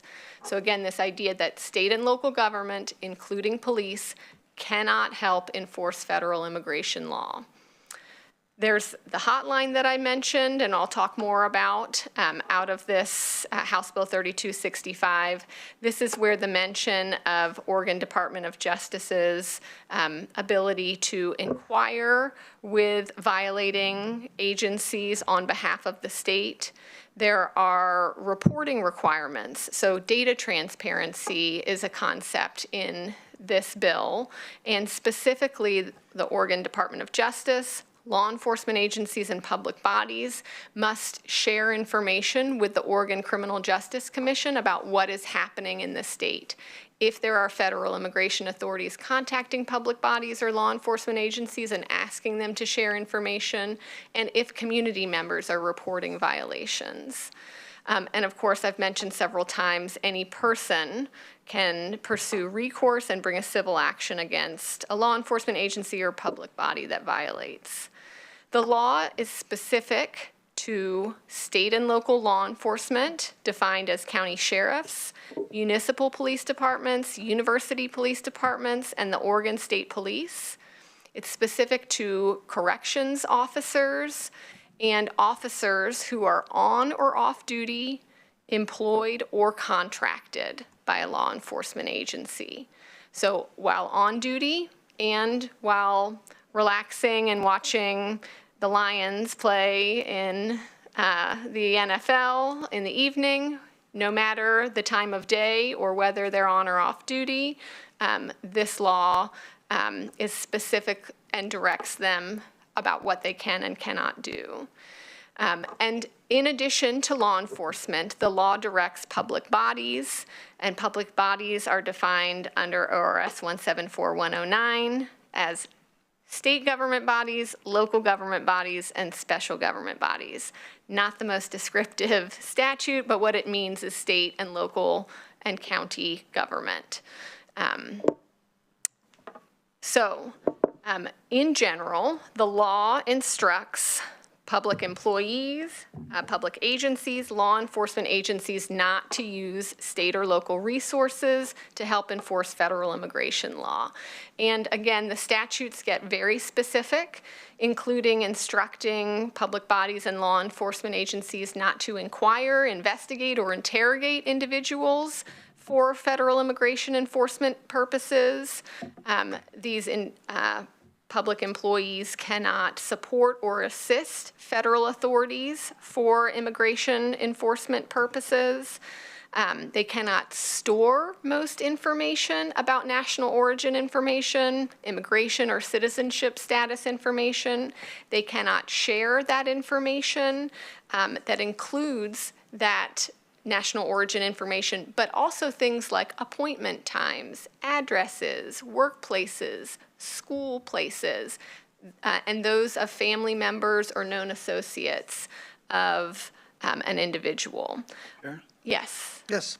May I ask just a kind of a question? We're talking specifically about law enforcement agencies. What about health agencies? Public bodies. Public bodies, period. Thank you. Yeah, these laws apply to both public bodies and law enforcement agencies. And the statute is specific and says, you know, law enforcement agency can't interrogate. There's not many public employees that are interrogating folks. But so, yes, they apply to both, say, a county health agency, a public school, a sheriff's department, a police department. Juvenile facilities, the entire spectrum. Yes. Law enforcement cannot establish traffic perimeters to facilitate the enforcement of federal immigration law. So again, if every New Year's Day a law enforcement agency sets up a DUI traffic stop, absolutely, that is lawful. If the purpose is to stop folks, detain folks, interrogate folks for federal immigration purposes, that's when the law says no. Let's see. Individuals cannot be denied services, benefits, or privileges while in custody or on probation or parole based on immigration status. And this, of course, came out of the 2014 federal lawsuit where law enforcement agencies were holding people on ICE holds. Folks would post bail but still remain in that local law enforcement custody, and that is unlawful by statute now as well as that federal case.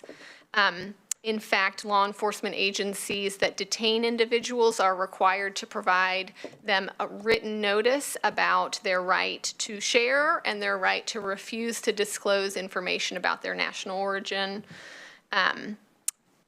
Both public bodies and law enforcement agencies are prohibited from granting a federal immigration agency access to a private area of a facility for the purpose of enforcing federal immigration law. So if they would say, sure, come on in, Johanna, come to this private area of our school, use this back elevator, this back sally port, you're welcome here, then a federal immigration authority could be there. But if it's a private area, if you swipe a badge to get there, if you have to sign in, those types of things, those private areas are to remain private, and particularly to remain private and not have access granted to federal immigration authorities for the purpose of enforcing federal immigration law.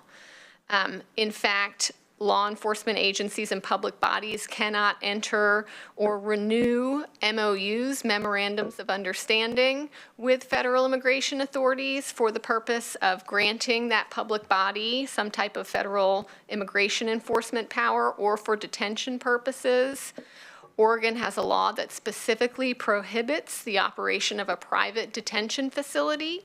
So again, when someone is detained by federal immigration authorities, they can and do operate in Oregon, as I mentioned. Let's say ICE, Immigration and Customs Enforcement, detains someone. That person is both not held in a local county jail, and there's no private detention facility in Oregon that can hold that person. The person is transported up to the Tacoma Detention Center in Washington. And then finally, I mentioned that state and local government and law enforcement are required to document and report to the Oregon Criminal Justice Commission when federal immigration authorities contact them and say, hey, share with me this information regarding an individual in violation of Oregon sanctuary law. They don't usually include that last clause in their inquiry. There are lots of exceptions to these laws, and I'm trying not to get too far in the weeds because these statutes are very specific, but law enforcement is absolutely allowed to ask an individual where they are from if that information is necessary to advance a criminal investigation. An example that I often use is investigating human trafficking. We're in Human Trafficking Awareness and Prevention Month here in January, and if local law enforcement responds to a field and sees individuals who don't speak English, who don't have phones, who don't know where they are, these are all classic signs of human trafficking. It would be okay for that officer to say, well, Mary, where did you come from? How did you get here? Where are you from?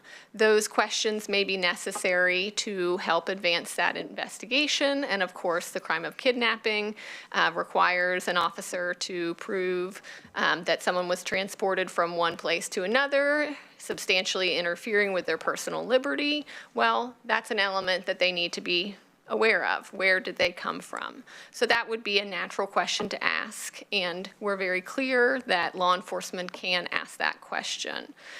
Is someone seeking a benefit? That question can be asked. Where are you from? What is your immigration status?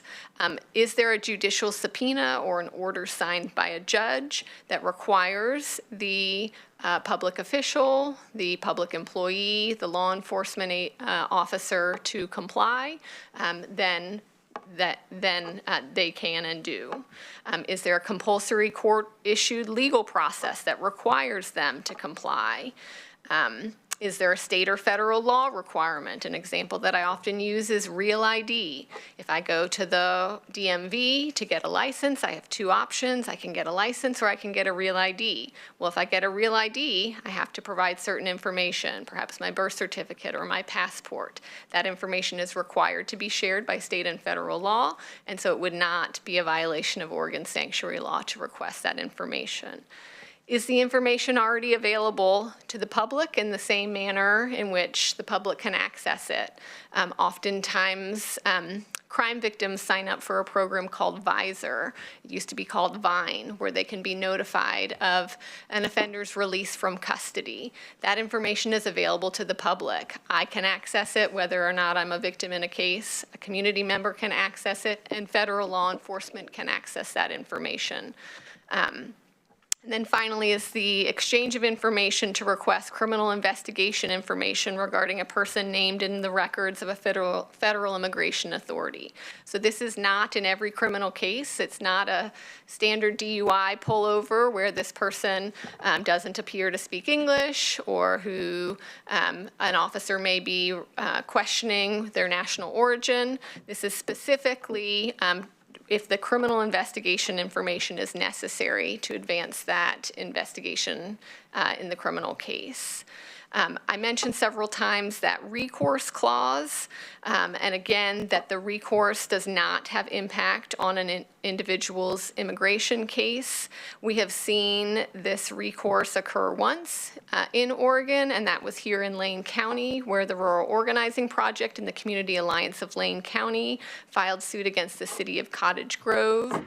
I highlight this case in particular because there is already a stipulated judgment in the case, and that's linked on our website and publicly available. A stipulated judgment means that both the plaintiff and the defendant agreed to the outcome, and this judgment was signed and agreed to by both parties, and specifically states that the city of Cottage Grove failed to comply with sanctuary law, and in fact that their policies, practices, and actions violated Oregon sanctuary law. As a result, They are permanently prohibited from disclosing information to federal immigration authorities to enforce federal immigration laws. They are permanently prohibited from using agency money, equipment, and personnel to detect or apprehend individuals for federal immigration purposes. Of course, that's already Oregon law, but now this judgment restates that permanent prohibition.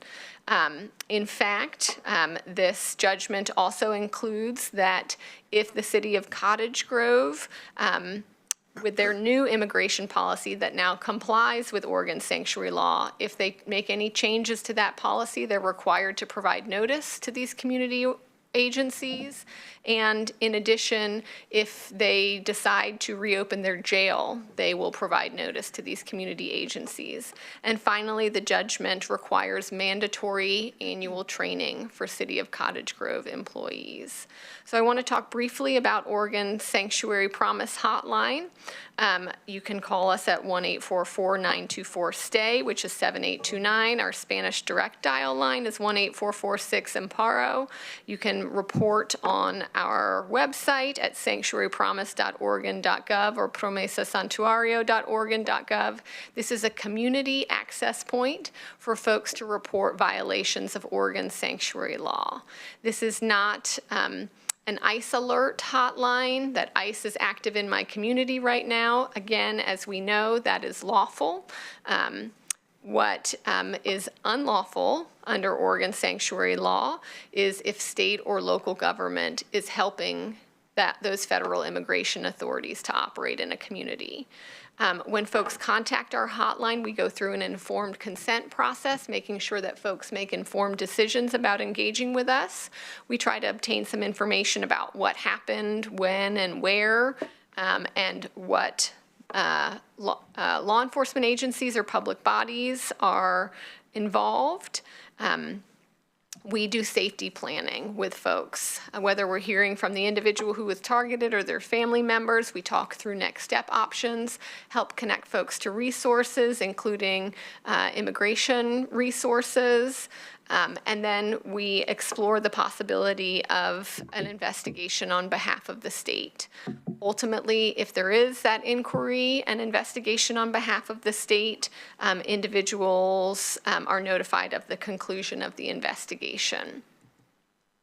This is just another infographic on what happens on the hotline, the same information, but we have advocates who are available to speak to folks in their language, to guide them through resources, stay in contact with them, and make sure that they're aware of what information and rights they have. We have published a community toolkit in English and Spanish on our website, sharing a little bit more and kind of decoding some of this legal language about what sanctuary laws mean and how to report, and also sharing some information from partners at ACLU and other agencies that include Know Your Rights videos and information for community members.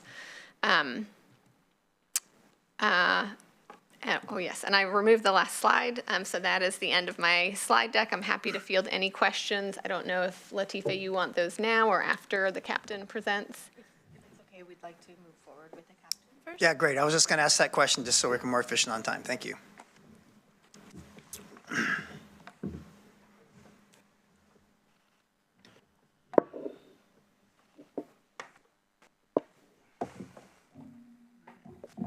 Morning, everybody, Chair, Vice Chair, Commissioners. Thank you for allowing me this opportunity to speak with you today. My presentation is going to be a lot shorter. When I was asked to do this, I recognized I could come up here and say, hey, we got policies. And I wanted to actually show you guys what our policies are so you can see them for yourself. That did not show it very good, did it? So our general orders, really, we just took the language out of the state law. The state law, as you heard, has been very specific on what we cannot do specifically. And so Captain, can you run that microphone a little closer to you? Thank you, sir. I moved. Apologies. What I was saying was the state law is very specific on what we can and cannot do. And so we incorporated that same language right into our policy. Am I able to scroll it? Yeah. Okay. So basically, like right out of the gate, it talks about our prohibition using our agency money, equipment, or personnel to assist federal immigration laws. Our policy is we just will not do it. We also talk about in our policy that, if we receive any communications, that we have to report that, and that's what we do. And we have to decline any request. So right now, how it's set up is if any of our employees get notified or get a request from a federal agency requesting immigration type information, they immediately decline it. If we can, if the request comes like via email where you send an email response back declining it officially, we keep that in our records. I get notified of that. I actually go onto the website immediately and make notification per the reporting requirements. And so that's our policies. Also, we also have it, no federal immigration agency can enter our areas. So for at the jail, we don't allow any of them to come in except for in the public access area, So it's very specific. And we also talk about not collecting information on individuals' immigration status without it being for the purpose of furthering an investigation. So that's our GL on that. And then to back it up, so Oregon jail standards, I'm pretty sure y'all have heard us speak about our Oregon jail standards in the past. And so all the sheriffs and jail commanders recognize that we need to codify that in our jail standards. So we actually have that exact same language all in our jail standards as well. So it's a double reinforcement of our pledge to follow our laws on this matter. I'm not going to really repeat exactly everything that's in there because, like I said, it's just a carbon copy in essence. So one thing that we do is at the time of someone being booked into our facility, everybody gets this notice. And so basically we have regulations around consular notification that we have to meet if it's a mandatory reporting to a consular. So we give them to everybody that books in. We don't make assumptions, and it tells them that they have the right to refuse. They don't have to provide us this information. The statute is very specific on if we have to disclose to them, if they do provide us information, that they could be subject to, civil or criminal immigration enforcement. And then we talk about the consular part of that. If they are not part of the mandatory group but they want us to contact their consulate for them, then we do that. And then we have the AIC sign the form, and we keep that. Excuse me, Captain, can I have a quick question, please? Yeah. What other languages do we provide this in besides English and Spanish? So we have it mainly on these two. We do have other ones. I don't remember exactly what other languages, but we don't have all of them. But we do use the language line if we have an individual that comes in that we don't have it set up for, and we use them to help us go through that. Thank you. And really, that's kind of all. Oh, I forgot. So just for information, in 2022 and 2024, we had no requests specifically from ICE. We had one request in 2023. That was in December. The ICE agent asked us for some information. We declined that request. It was one of those scenarios where they actually emailed us, so we were able to respond in writing. We are not going to give you the information. And if you go to the website that got linked there, you'll see that we reported it. So that's all I had for you. Super. Ms. Amato, do you want to add anything, or? Okay. Great. Thank you for the presentation, both of you. It was very informative. And to the board for comments, questions. Commissioner Trigger. Thank you. I have a few. I want to try to sequence them so it makes the most sense. So the first one I would ask is, since you ended with the report, and I see the Lane County request here and that it was denied, so thanks for clarifying that, and that happened in December 23. I see that here. And this is actually probably more a question for Joanne. Can you say a little bit more about how the Sanctuary Promise Law Hotline, just walk me through it a little bit more, help me understand the data, the disposition of complaints that come through that, and how we might use that as an additional report to monitor. What kind of information can we glean from that that would be useful? And in what way it differs or interrelates to the hate and bias report hotline? Is there a crosswalk of data between the two? Because that's something I know where we've worked with our equity team to give us regular updates on the data that's in that report. Thank you, Commissioner Trieger. Thank you, Commissioner Trieger. So I'm actually going to reference the statute, which is under 181A827, which says that when the hotline reports its data over to the Criminal Justice Commission, there's an entry for each complaint, including the alleged violation, the federal agency implicated in the complaint, and public bodies or agencies involved in the incident, and the response of the public bodies and agencies. So that's the information that would be published on the CJC website. It includes information once an investigation or an inquiry is closed on the specific public body. The statute prohibits revealing information that may reveal the personal identity of an individual, including a targeted individual, including a person alleged to have violated the law.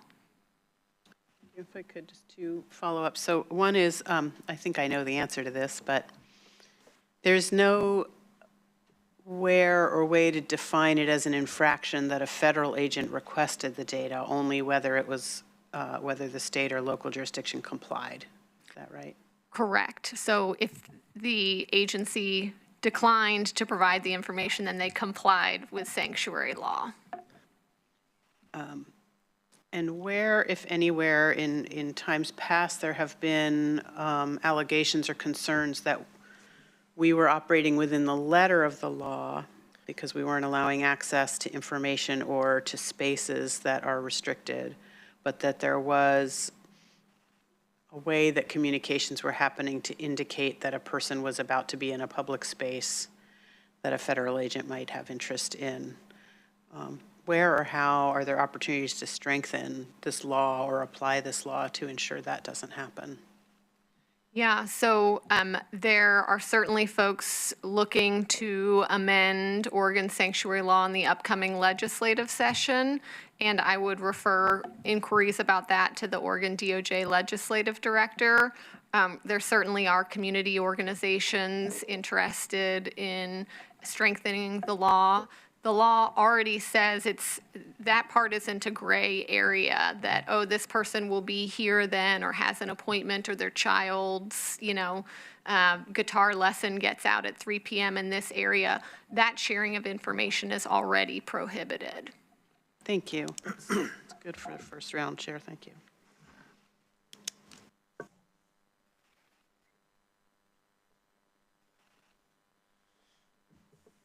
Yes, Commissioner Farr. I have a lot of questions, none of which I'll raise during this meeting, but hopefully this opens up a line of communication between us and you and your department regarding interpretation of, although you've given us a pretty good interpretation. And I'd like to point out that in the agenda packet today, not only is there a full copy of House Bill 3265, there's also a full copy of the slides that you presented to us today, which go into great detail. We had a number of testimonies this morning, and just want to make sure that our presentation today is on immigration, strictly on immigration. Correct. This does not in any way address the issue of LGBTQ, et cetera. Pardon me for my lack of fluency in nomenclature. So this is strictly on immigration, and so the information that we're receiving today is regarding Oregon sanctuary law, and Oregon sanctuary law deals with immigration strictly. Anything else we do is beyond today's work. So just my main takeaway, and I'll look directly at you, Captain Rice, is that our Sheriff's Department is in full compliance with Oregon sanctuary law, always has been. When I looked at the date on your policy, it was 2005 was when that policy was written. And it's not, there's been no reason to update it based on more recent events. Look at that one real quick. So we actually, most recent update is 2022 of that policy. 2022, okay, so the original document was. Yeah, when we know about changes in laws, we look back through our policies and look and make sure that we have the most updated policy to reflect current law. Chair, I have no further questions at this point in time. I want to thank you for the presentation. Please go ahead. Sorry, yeah. Oh, thank you, Commissioner Farr. Thank you so much again, Chair and Vice Chair and Commissioners for having me today. I do want to be very clear. I'm here with the Oregon Department of Justice Civil Rights Unit. We have two programs, our Sanctuary Promise Hotline and also our Hate Crimes and Bias Incidents Response Hotline. And so I will unequivocally state that we are here in support of and in solidarity with the trans community, and the language around sanctuary law in Oregon is specific to immigrant populations, but again, we stand in solidarity and support of transgender individuals who experience enormous targeting, violence, and bigoted conduct in public and private interactions. And our bias response hotline, which I've been fortunate to share with this board before about, is here to support folks who may experience that targeting. And thank you for that. That does kind of ease the tension regarding the difference between other hate and bias crimes and reporting. And a question on that is, what Oregon legislation surrounds hate and bias? Can we get some information regarding what the Oregon statutory information is on hate and bias? Sure, yes. And I apologize, I don't remember who was the commissioner at the time, but I have come and presented about 2019 Senate Bill 577 and 2023's House Bill 3443, which are the most recent updates to Oregon hate crime, bias incident, and civil rights statutes. And I'm happy to come back if that would be helpful. Chair, Ms. Pokrajewski, I'd like to open that line for further communication, for a separate presentation regarding that, because I think that is companion to the work that we're doing today. Thank you. Anyone else before I call on Commissioner Trieger for a second round? Commissioner Trieger. Thank you. So I wanted to separate my comments to keep one to this particular issue around the Sanctuary Promise Act as it relates to immigrants and cooperation amongst law enforcement and federal agents. But as a springboard, what you just said and Commissioner Farr's indication, I want to add my support and ask, this is really less for our guests and more for our staff. How might what we're doing or the gaps that we see translate into, at the very least, a statement, a declaration. We heard a lot of public testimony this morning. We received several emails, but ideally actual policy at the county level, more broadly than as folks in the community interact with law enforcement who may have an undocumented status, and also for our trans community members. Are there models or examples from other municipalities? I mean, the assignment was made to have this broader conversation. This is a great start to ground us in what's already there. So how do we use what's already there as a springboard, I guess is what I'm asking. And again, absolutely open to your thoughts or ideas or examples from other communities, but really it's more broadly a question for our staff because these issues touch across all of our departments. And particularly I'm thinking now with the deflection program that we've stood up, that is another nexus where folks who are often where their first interaction is through law enforcement, but there's an opportunity to engage them in other ways. So if that makes sense as a question, that's my question. If it doesn't, I can be a little more succinct with it. Thank you, Commissioner. We absolutely encourage local government, county government bodies to make public statements and particularly law enforcement agencies to make public statements. We've seen this in a couple of jurisdictions where the elected DA or the head of the law enforcement council has made a public statement to be clear that law enforcement is safe in this county. You are safe to report a crime to us that will not result in your deportation. In fact, that there are resources for folks who experience victimization, because we know the chilling effect of, the messaging that is going around on communities in terms of engaging with government and engaging with law enforcement. And so a really clear statement that it's safe to report to our law enforcement. Our policies are compliant with sanctuary law. Read them here if you would like. And similar in terms of if there is authority or influence, to make sure to be communicating perhaps through your county council with all of the public offices to ensure that the confidentiality policies and immigration policies are compliant with current sanctuary laws, and to ensure that practices and procedures are in place, that folks know what those procedures are. They know that the law requires them to decline to provide information, to not let folks into those private spaces, things like that. So I would say public statement, making sure that policies are in compliance, communicating that out to community members, and then making sure that employees have the training and practice to be able to comply. Great, thank you. So, Chair, if I could, I guess what I'm thinking about, and then this might be more to our equity staff, about where you see, I think there are going to be opportunities in our strategic planning work to further embed these sort of values and statements of protections and inclusivity to continue this work. But again, the initial assignment request came sort of as a motivation for providing the greatest possible protections and range of services that our trans community needs. So, and I think, I know Commissioner Farr has very clearly expressed an interest in making that assignment to begin with. What are our next steps? What do you need from us as direction, or maybe this is a question for the administrator, to keep advancing this work, to have this be a cumulative body of work and not just sort of check it off our list that we got this presentation today? Well, one, I would say, Chair and Commissioner, we continue to do this work in Lane County through our equity program and with all of our departments.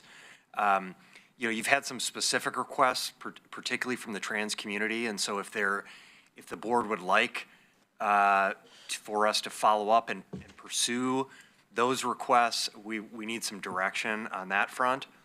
So anything that, we certainly can do additional work sessions to talk about, as you requested, Commissioner Farr, incidents of hate bias and what state laws and local law enforcement are doing to respond to those incidents. We can talk about other issues in a work session, but if there's particular action or direction that the board would like to provide, we'll take that now or anytime in the future. Well, I think if I could, Chair, for example, we had several folks this morning specifically request, stockpiling HRT as a strategy. And so I would like, as I said in remonstrance, to open that more broadly and ask for Health and Human Services writ large, all the programs within it. In what ways are we providing specifically trans-inclusive care, and what could we be doing as a forward look to ensure that we are able to continue to do that, regardless or in spite of whatever federal actions may come our way? If that captures, Commissioner Farr, what you were seeking. Certainly part of it, yes. Yeah, as one example.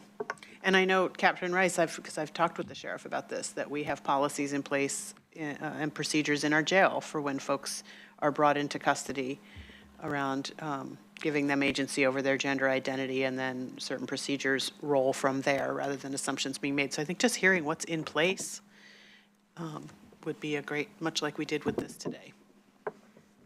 Chair and Commissioner, I failed to mention this. I apologize, but I should have mentioned that we have also created a internal staff task force that is comprised of each of our departments in Lane County, leadership within each of our departments that will meet weekly during the federal transition, just to understand as new, because there's been a lot of information about a number of federal policies as well as budgetary actions that that if they do take effect would impact Lane County and our residents significantly. And so we formed that task force to simply monitor any actions that take, so that, to your point, Commissioner, earlier today, there's discussion and rhetoric, and then there's action.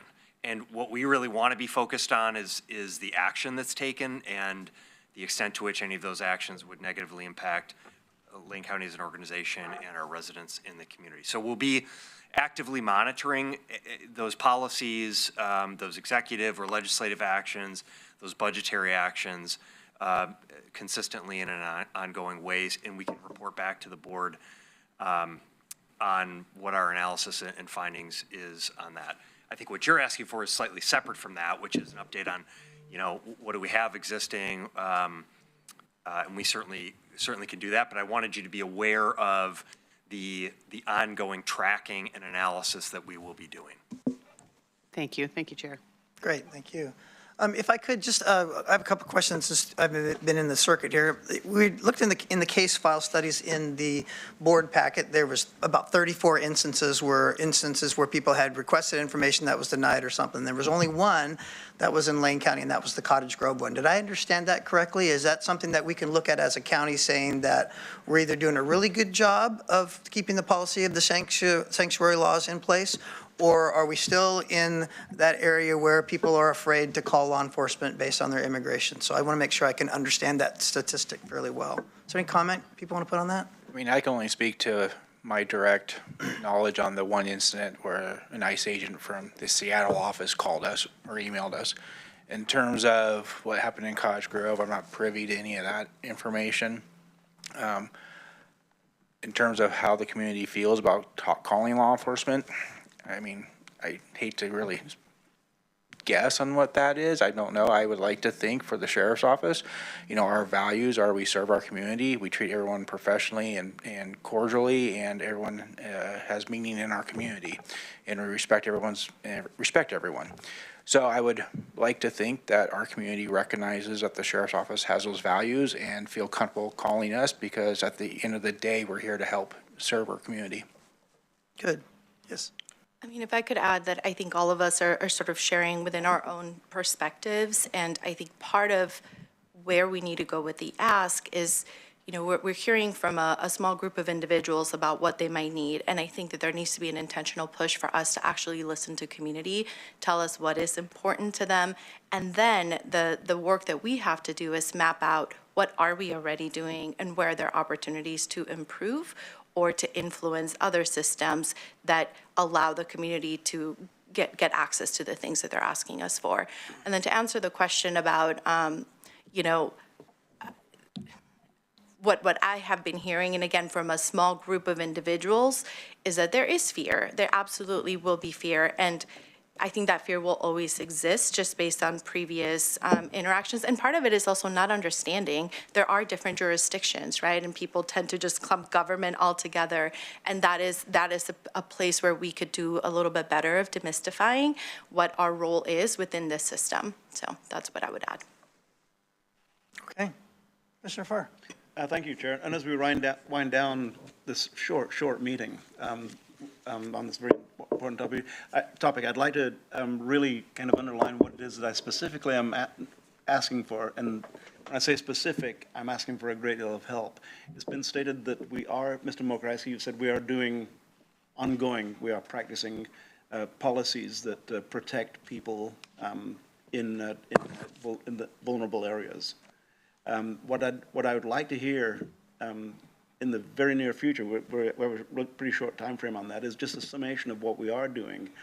And that will allow us to identify things that we need, places that we need to strengthen our current policy and or practices in order to provide the type of protection that people can feel assured and then reassured that Lane County is doing every single thing that we possibly can do to provide the protections that are I'm stumbling over words. I can't put it into the word. The protections for the vulnerable people that we are talking about, and during today's meeting. Can you say that back to me? I heard a request to provide an update to the board, a work session topic on what we are doing to protect and serve vulnerable communities. Broadly, that's a very broad topic. So if you want to narrow that, that would be helpful. And I say that because Lane County is providing so many services. Yes. And oftentimes counties are the safety net of services on behalf of the state government, providing services at the local level to those that are most in need in our community. So there are a lot of services that we're providing to vulnerable populations. Let me narrow that down very quickly then to LGBTQ IAS2S+ and immigration status. Now, that doesn't cover the entire the full spectrum of it, but I think that gives you some specificity. And that is regarding current policies and practices and how we can strengthen such with the request that, for instance, we stockpile medication.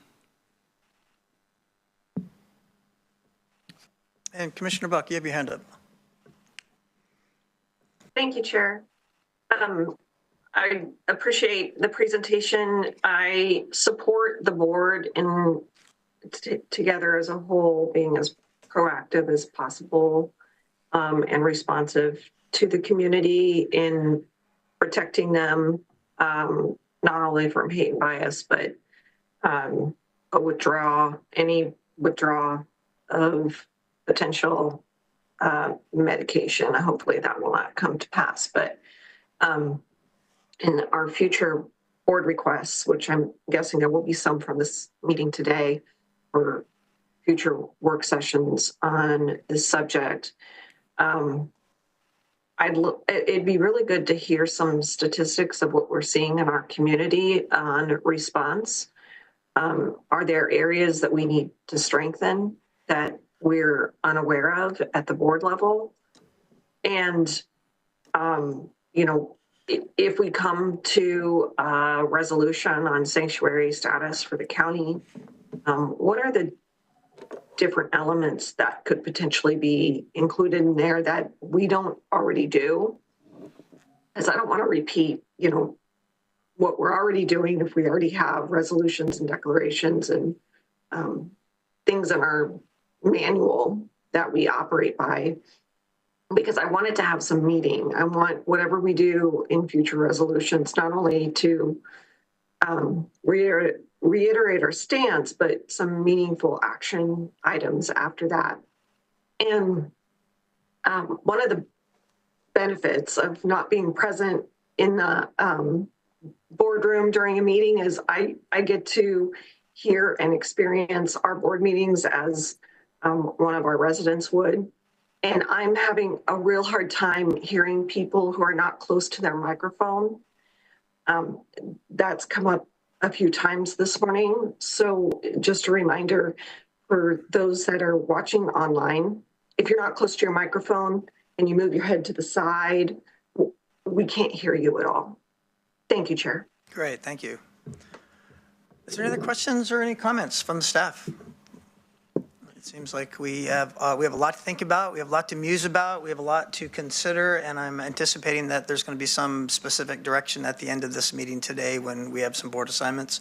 And I agree with my colleagues, vetting out what we do and what we do well, and sharpening that pencil just a little bit more to see what we can do better is always a good thing. And I think all of us on this board are fully supportive of that, myself included, and our staff, and that's what we're headed towards. So if there's any further comments from the commissioners or the staff, at the sound of my gavel, we'll recess the regular meeting of the Board of County Commissioners until 1:30 p.m. in Harris Hall, when we will resume the business of the day. We are recessed.